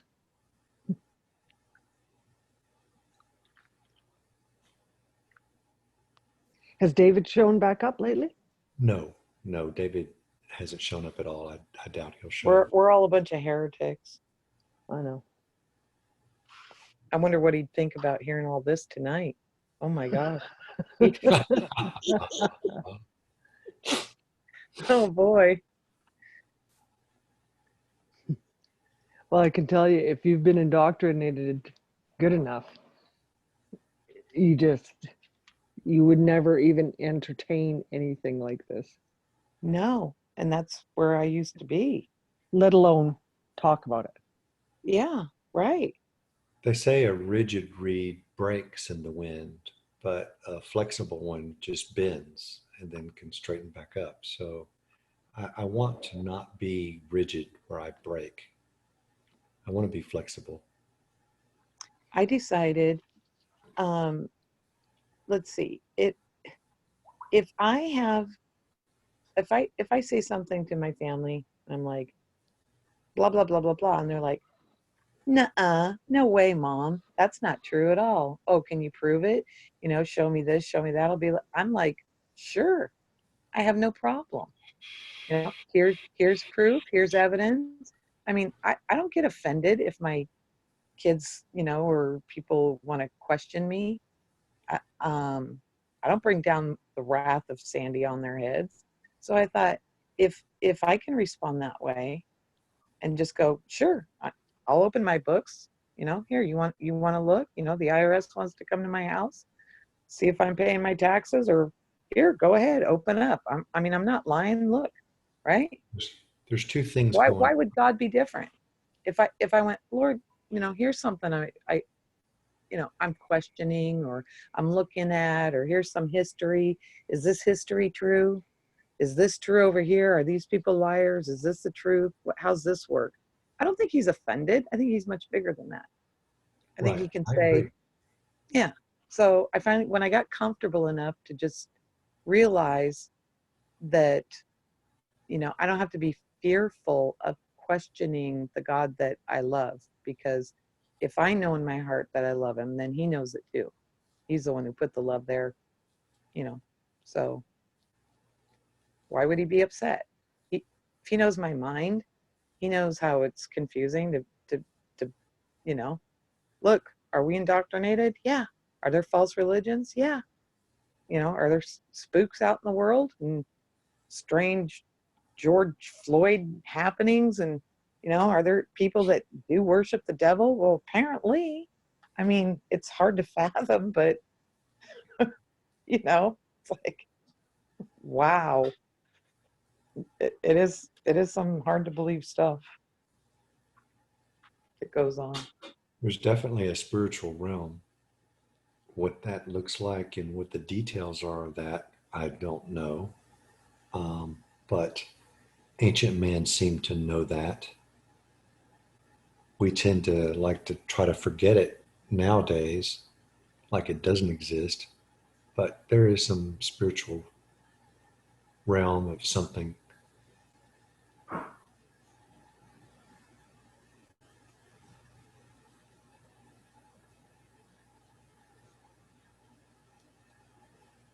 But isn't it a battle for the hearts and minds?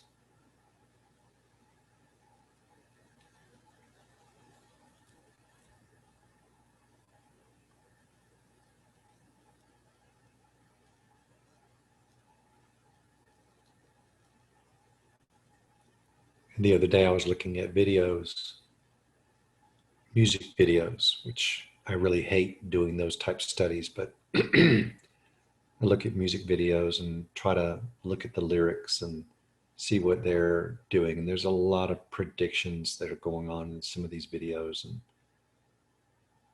And besides that, what's disturbing is how they'll make these band names and they make them up into something that is already a name for something that has been a conspiracy a while back, but then when you Google it, you can't find it anymore. All you can find is the band, and that's not good. But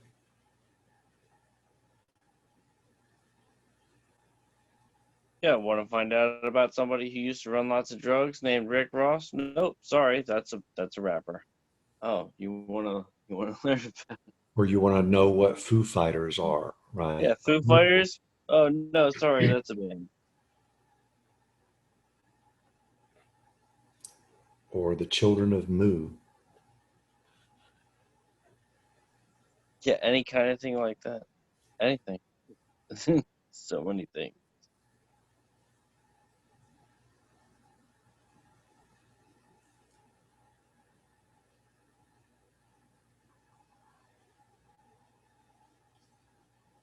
Okay. It makes me rethink about something I seen a long time ago, and I just kind of set it up on the shelf and went, well, that's interesting. Was a conglomeration of all of these corporations and their logos. And it was pointing out how so many of these logos or names are after, these like pantheon gods and stuff, Or like they Amazon. contain chevrons, or that Mhm. tri thing that Poseidon has. What is that called? Tri Trident. Right. Trident or chevrons. They all seem to be covered with those. Yeah, like I did a study back in 2010. There was a great video, and it showed all these Alrighty. things. And then it showed Nike. Disney in cursive, right? And then it turns Disney sort of upside down or something, and you can see inside Disney is 666. Yeah, they're like the cursive swirls, and yeah, you can see the 666. And but like Starbucks, look how huge and massive they are. And then look at who is this woman with this long hair with the fins coming up? This is some kind of a goddess. Mm-hmm. And I think then that's Ishtar. Ishtar, the Sumerian fish goddess, I believe, is who that was.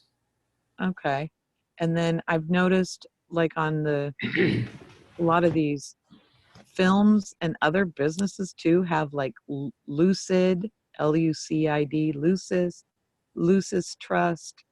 It's like a shortened, and I looked it up once, and it was like, yeah, it comes from like the word, Lucifer, Yeah, lucis, that lucid, is the like. department that is a not counselor. What do you call it?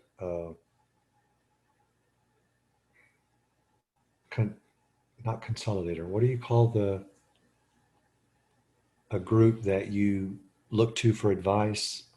Forgot what that word is. It starts with a C, but anyway, I guess my dementia's setting in. But A council. not well, kind of like a council, but it's you hire them. Cons, uh, Not consolidate. What is that word? Anyway, they are part of the UN, and they are to present the Luciferian view, if I remember Lucid Trust correctly, and that come from Anna Blavatsky's doctrines. If you remember who she is, No. okay, Anna Blavatsky is one of the leading esoteric writers. She wrote in equal volume the same amount that Ellen White wrote. Oh, okay, because that's what came to my mind for some reason. I was like, Ellen White. And she Okay. talks about the Luciferian doctrines and how to take over the world. And Anna Blavatsky, yeah, if you look, there's something, I forgot what it's called now, but it's a work that she wrote, and it talks about how you're to be children of the light and all this stuff. But then after it gets like past chapter 7 or something, then it starts about how you're to do evil and how that will justify the good and all this stuff. And I'm like, oh, what a bunch of crap. And then I put it up. Oh, look, here's Maserati, Hydra Markets. I've never heard of them, but Hydra, and it shows a picture above it. It looks like a two-headed dragon. I don't know what's wrong with the BMW. What's the BMW symbol supposed to be? I don't know. But if I'm correct, Adidas. when I studied the ancient religions where the gods had come down, it seemed like each nation was almost in competition with one another to impress the gods more than the others would. And they would work with nature and they would align things with the stars and they would do these magnificent works. So if that were to happen again, it would be great because then we'd be competing with each other on who could best, make their place, paradise. And then I started looking at some of the Japanese temples. Some of these Japanese temples, the way they work with nature and building, and they integrate it together so well, it almost looks like places of paradise. And these are temples. So, that's kind of interesting that if whoever does come back or something, if we start getting into the more of a let's please them, versus please ourselves or something, let's, do things that are beneficial to the earth. That would be great. Yeah.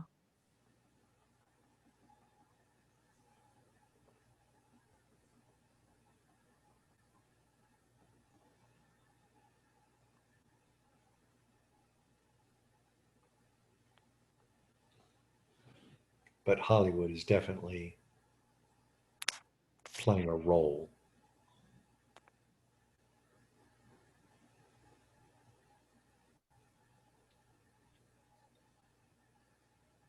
Yeah, it's tell a vision. They have to tell it. You just like God, he says there's power in our words, speak how he Mm-hmm. created. Jesus is the word.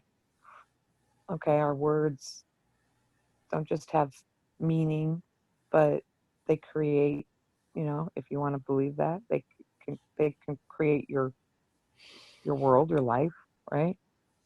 So what's the tell a vision? That's what they do. I'm convinced of it. I mean, I am convinced of it. So many of these old programs now, I look at them and I go, okay, so that was the show back then. And then does it come true in the world? Oh yeah, kind of does right there. Just, and it's kind of scary because if it is true and you look at some of the freaky movies that come out, especially having to do with space and everything, and it's like, and creatures, well, wow. I mean, are they really growing ears off the back of mice? Human ears on the backs of mice?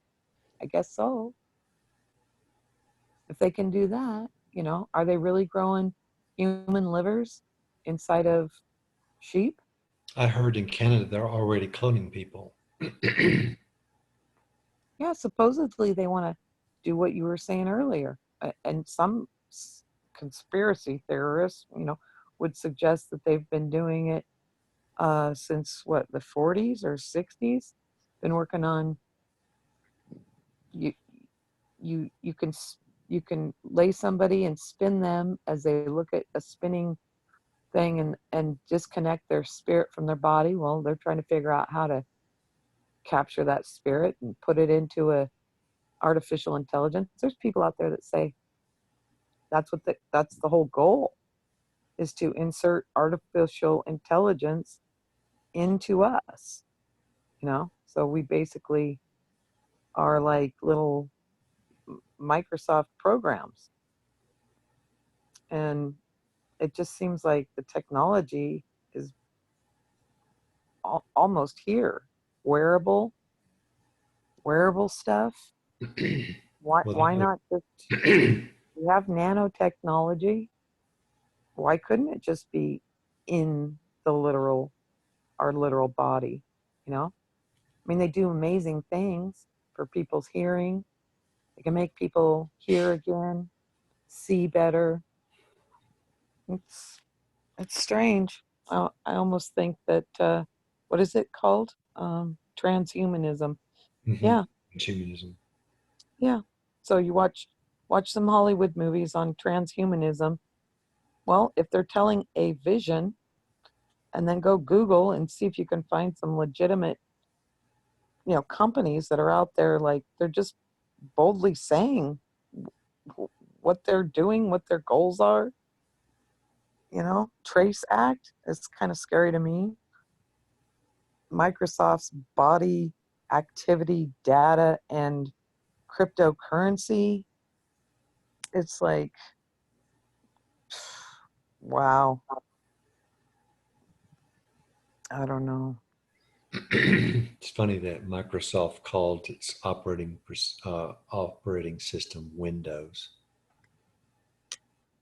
Really? Kind of like a doorway? Mm-hmm. Interesting. Yeah, it's like when your eyes start getting open to things, and I think Q really does do this to my brain because we'll ask certain questions. Sometimes, maybe tell you the answer, but just in asking the questions, it's like invites you to think. Explore and think. Yeah. And then you It is realize, funny though. It is funny that someone had asked you before, "Are we alone?" And he said oh no. yeah. He said no. Consider the vastness of space. Hmm.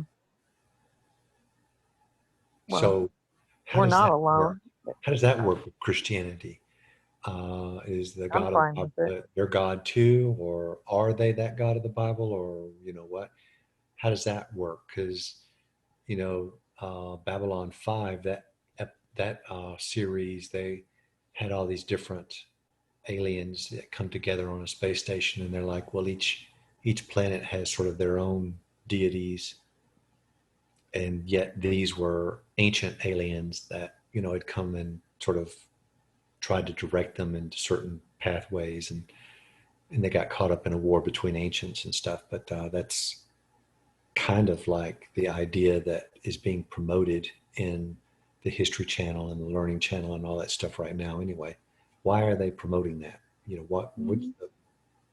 Why are they doing that? What purpose does that serve? Is that to make us to where when we get presented with that, if that is true, that we'll be more accepting to that, or what would be the deception in doing that? I don't know the answer to those questions. I'm just asking Well, and of all the things they could make movies them. about, right? And and of all the technologies that's out there that we could do that, is good, that could lift everyone on the planet up, like I said, who wouldn't give $1 to make sure every child, is fed, or human being? I mean, if there's 8 billion people on the planet, would you give $1? I mean, and I don't mean to these foundations that ask, because I don't like to give money to, I don't know who these organizations are. I'd rather go next door and, Hmm. give my neighbor money for some baby formula if they need it. That's I like to know. But I'm just saying, who wouldn't go out? I mean, right now, if they said, hey, because of all the crazy, we're going to be having a food shortage, so, you know, or the workers at the farms are refusing to go to work, we need volunteers. I'd go down and volunteer. I mean, th- there's a way for I don't I just feel like there's purposefully blocks being put out there so that I seen that Gaddafi, yeah, he was that there's water in the earth, original, like, clean water in the earth, Hmm. and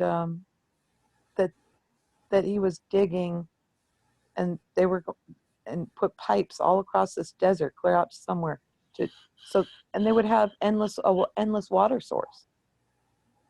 And see, then we went in and we just take him out and cause everything to go back to Stone Age or what. It's like, it, are people just deliberately? I feel like And people are you gotta deliberately. also wonder, like, okay, for the Hopi prophecies, right, and other indigenous tribes have sort of a similar prophecy, and that is that this is like the fifth age, that these other beings come down and they harvest.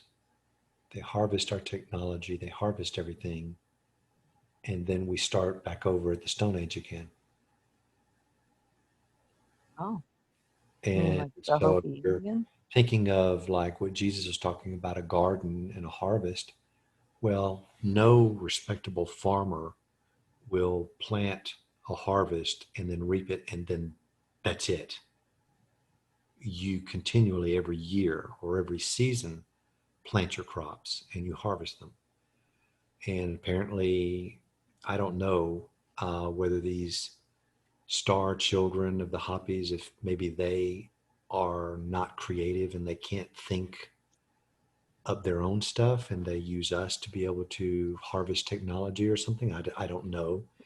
But there is the prophecy that this has happened like 4 different times and we're on the fifth time. And it goes over multiple thousands and thousands of years, like tens of thousands of years ago, that this was started. So that kind of goes along with, the history or the creation of the Sphinx and all this other stuff. We've got all these ancient technology, and then we've got all these sunken cities that are discovered. And they say, oh no, we're not going to explore these sunken cities. We're not going to go down there. We're not going to look. Academia, no less, saying that. Okay, well, That's crazy. um, like the government has programs. I don't know what they're called. But like they they have these programs where they pay the farmers not to produce. So they offset, like, say a farmer, I need to have, 6,000 a month to maintain my farm. But then the government, they're like, we don't want that much produced. So they'll pay them to offset so that they will only grow, maybe half their farm because they're trying to keep the supply and demand at, you know, it's like, I don't know what you call that. But there's actually stuff on the laws about it Economic too. manipulation. Hmm? Economic manipulation. Yeah. Okay, let me see. Like here, okay, here's one. The Agricultural Adjustment Act. It's a United States federal law of the New Deal era designed to boost agricultural prices by reducing surpluses. The government bought livestock for slaughter and then paid the farmers, subsidies. That's what I was trying to think of, the word subsidies. Subsidies not to plant on part of their land. You see? And I'm like, what's wrong with the world we're living in? What is That's what is very what is wrong. wrong here? That's What's very. wrong with this picture? But then I Yeah. hear also that most senators sign bills without even reading them. Oh yeah. Yeah, I think they've been doing that for a while. Well, would you want to read some 800 freaking page bill? Sometimes I I can't think read what a we ought to do. 2-page something. And I'm I like, think what we ought to do is we ought to paste the 800-page bill on the internet, let and us read then it. everyone read it, or those who are interested in reading it read it, and then we debate about it, and then we all vote on That's right. That's what I say too. Like, it. what is this Agricultural Adjustment Act? How about no? How about if it's too much surplus, then we have food banks. We have needy people, even in America. Mhm. How about we put it on a truck and, you know, I don't know. Has Canada got enough food? We ship food all over. Why do food have to come from China? My sister, um, she had a problem with her medication, and then her doctor ended up explaining to her, well, your medication actually comes from China, and I don't know if it was recalled or what, but then there was something about mercury or something in the fish, and she started paying attention, and she said, you know, I can't find any fish that's from here or even the US. It's like it comes from China, it comes from here. All this fish that we have in our supermarkets, but where's the fish that, you know, we live here on the West Coast, and You should be loaded where's all with salmon. this fish? You Where's should our be loaded. salmon that Right. comes right out of our rivers right here? Where is that? She had to go. She ended up calling up the companies that are like here and going, well, how can I buy your fish? Oh, you can buy from us directly. Yeah, it's like there's something strange going on in the world. You know, you're going to tell me it's cheaper.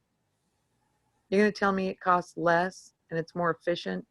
That fish should come all the way from China and get brought over to the States and then sent out and put in all our grocery stores when we have massive fish right here, fresh fish, local. Right. It doesn't, somebody's getting rich somewhere, and this is why. This is why I say they've set this all up so that they're controlling and getting rich off of all of it, and then we have to pay too much, you know, for a slab of fish or something. And then, you know, I could walk over here in my backyard. We got 5 flavors of salmon out here, but they make the laws so restricted, and then they give all the rights to the Indians, and they can go throw nets. They can go throw nets out there and catch all kinds of fish, and we can't throw a net out. You know, we Well, have the to go out Bible with does a pole. say money is the root of all kinds of evil. Well, it says the love of money. Yes, the Mm-hmm. love of money is the root of all kinds of evil, is the way the proper But I translation. would think if the people were allowed to, like you say, read the bills, read the acts. I mean, look what people are doing right now. They're making YouTube channels. They're trying to be the up and coming, come to me for your daily news Mm-hmm. um, source, because they care and they give a crap, and they're exposing a lot of this kind of nonsense that, you know, like, yeah, like I'd be like, well, what do you mean they pay subsidies to farmers to not farm? Why? And then So we're the supposed to prices give, stay the same, and otherwise the price of food would drop when yeah, it's a there's whole supply and demand thing. exactly.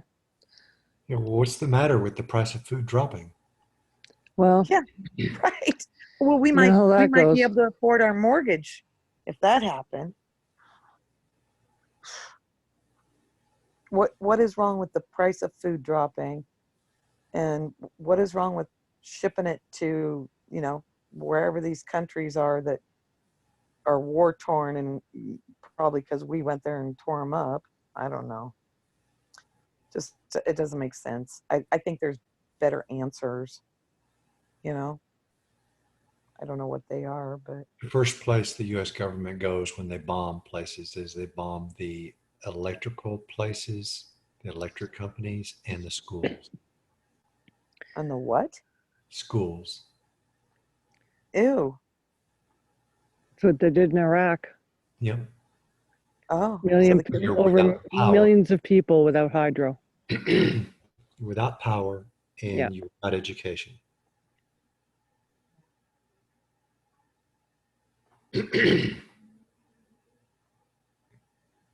And then whatever they choose, they'll blow up because the company says, we want you to blow this up so that we can go in and build them another one.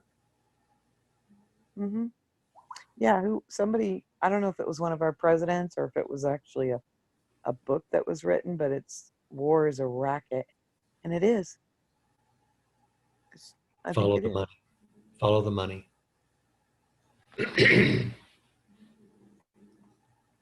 Yeah. And But after maybe 9/11, something after maybe in the 9/11, future. I seen too many things. I was done. I'm like, Oh, you I'm know done. what also is before, like a couple of years ago, if you had said something about being woke, then you would be waking up to all of these shadow systems that are in place. Now, if you mention the word woke, it's Mm-hmm. been muddied up with all of this social justice kind of crap. It has Yeah, I nothing to noticed that do with too. the original use of that word. So they use that word specifically now to sort of muddy up the waters where you can't find or know what someone is talking about when they're saying, "Yeah, I've woken up," kind of Yeah, things. yeah.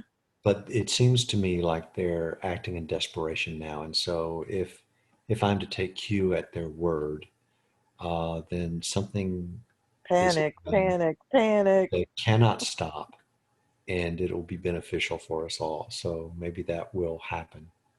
Maybe.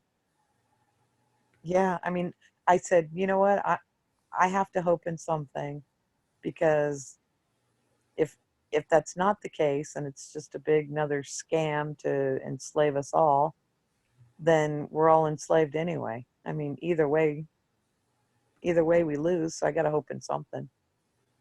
I like to believe that. I like to believe. Well, no, But one way we win, we don't lose either way. That's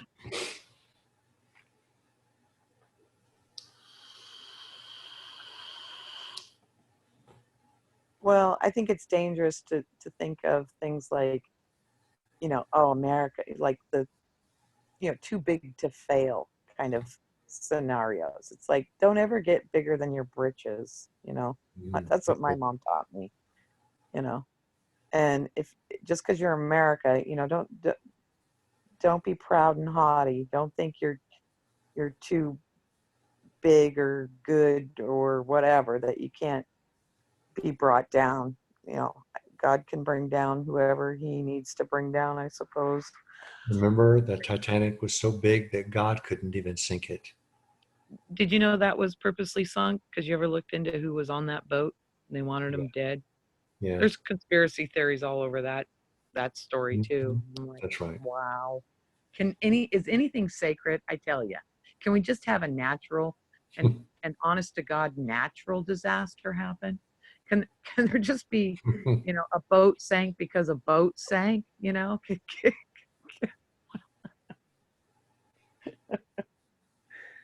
Can, can a white cop just kill a black guy just and it be a good deed or just an honest to god accident or whatever? Does it always have to be some conspiracy or some racist thing?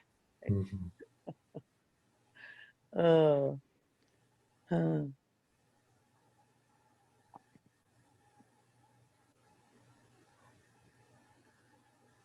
But I look at the protesters and the liberals, and I used to be liberal, but I'm more of the older type liberal, not what's been hijacked.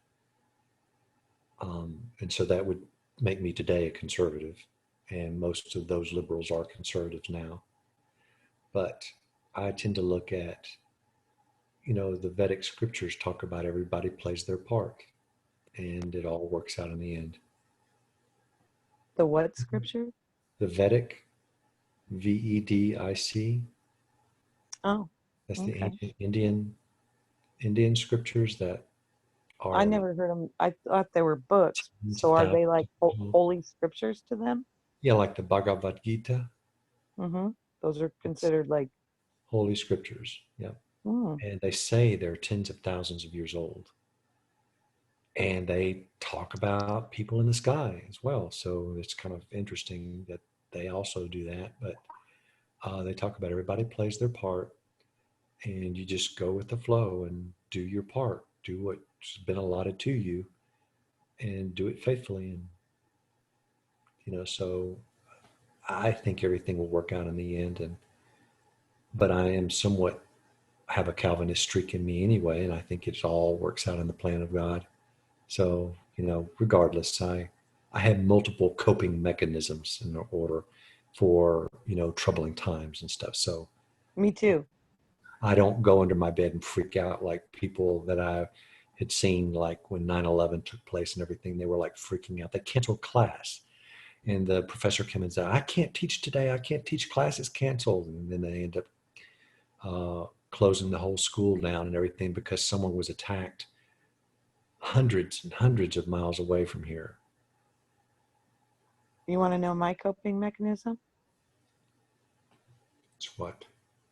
And I gave this up for many years. And now here it is.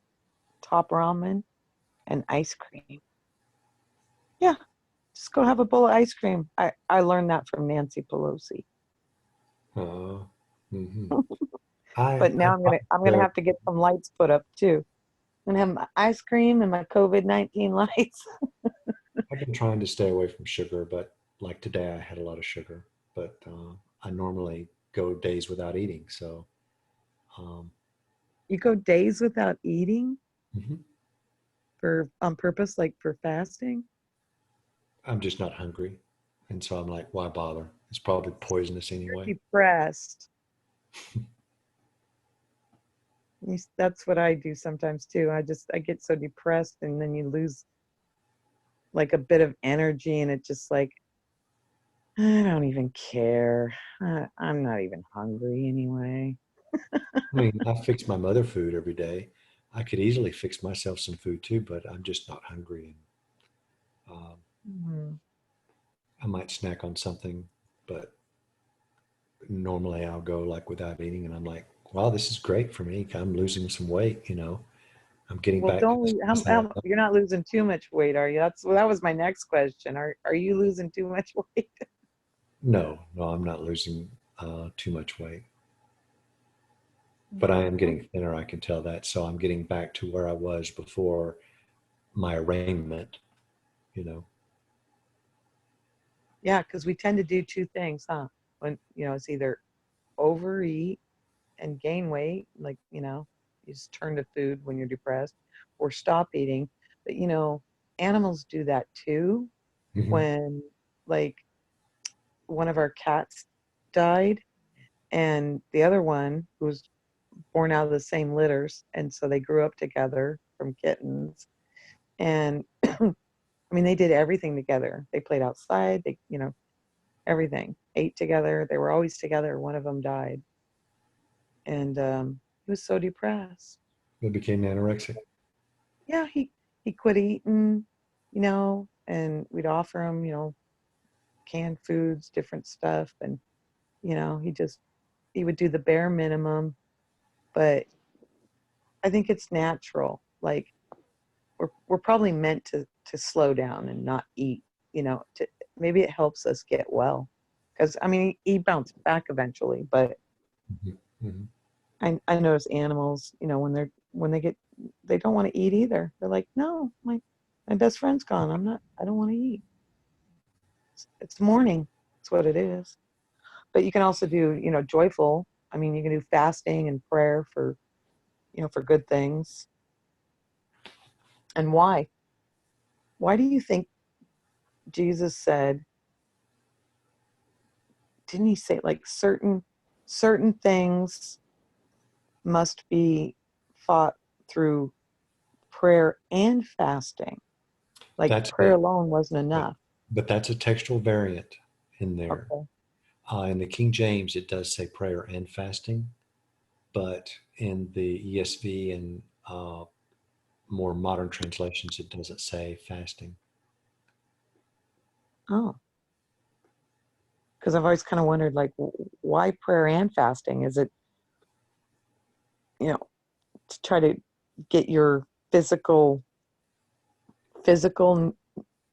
desires out of the way so you can Because it's focus on, poison. because it's Well, poison, because it's GMO'd and you don't want to eat that. no, fasting does tend to increase your spiritual awareness. Hey, What happened listen, to Daniel? remember, remember the GMO?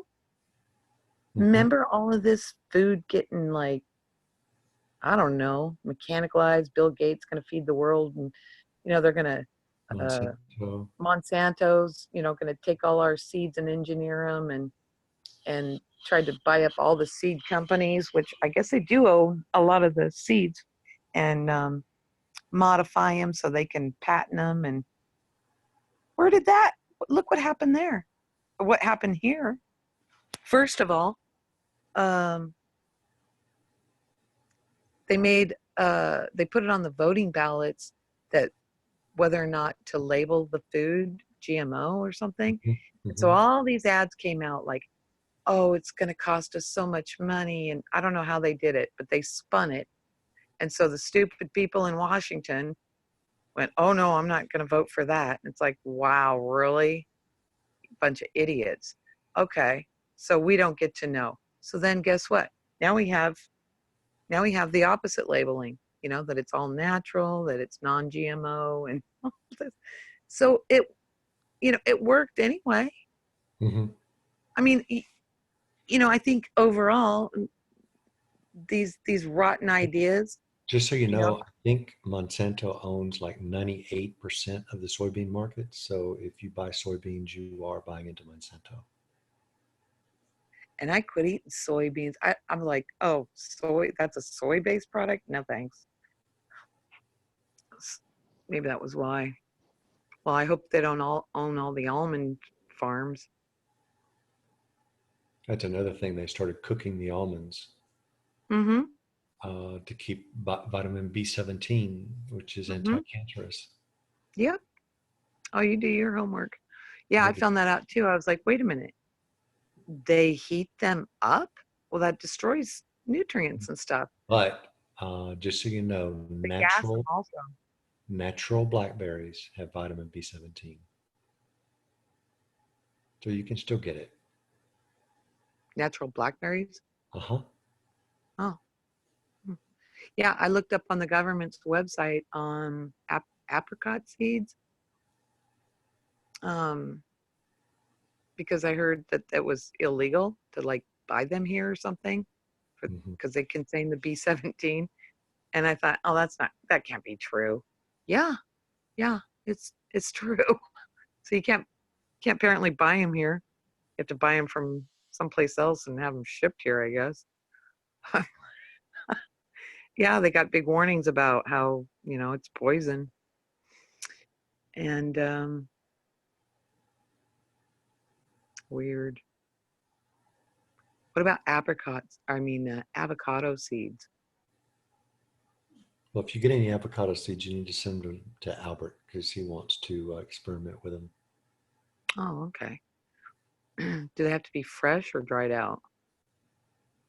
Because I'm drying some out right now. I'm gonna see about putting some in my smoothies. I'm still researching them because I find like, oh, don't eat the pits of avocados. There's toxins. And then I read another one and be like, oh, it has even more good beneficial stuff than the avocado itself. And you should. I don't know the answer to that. I don't know it either. I'm still researching, but in the meantime, I'm saving the seeds. So I'm like, interesting. I like to get 3 verifiable, solid, like for real sources that, are reliable. Right. That I could know, like preferably, a university right here in Seattle or something, not some pie in the sky university that doesn't really exist where I can't know. Well, it's after 2. I've got to go. Yeah. I'm feeling like it's late here and it's only 11, so you're doing pretty good. Mm-hmm. Hope you get some sleep tonight. Thank you. Hope so too. All right. God bless. Good night, guys. God bless you.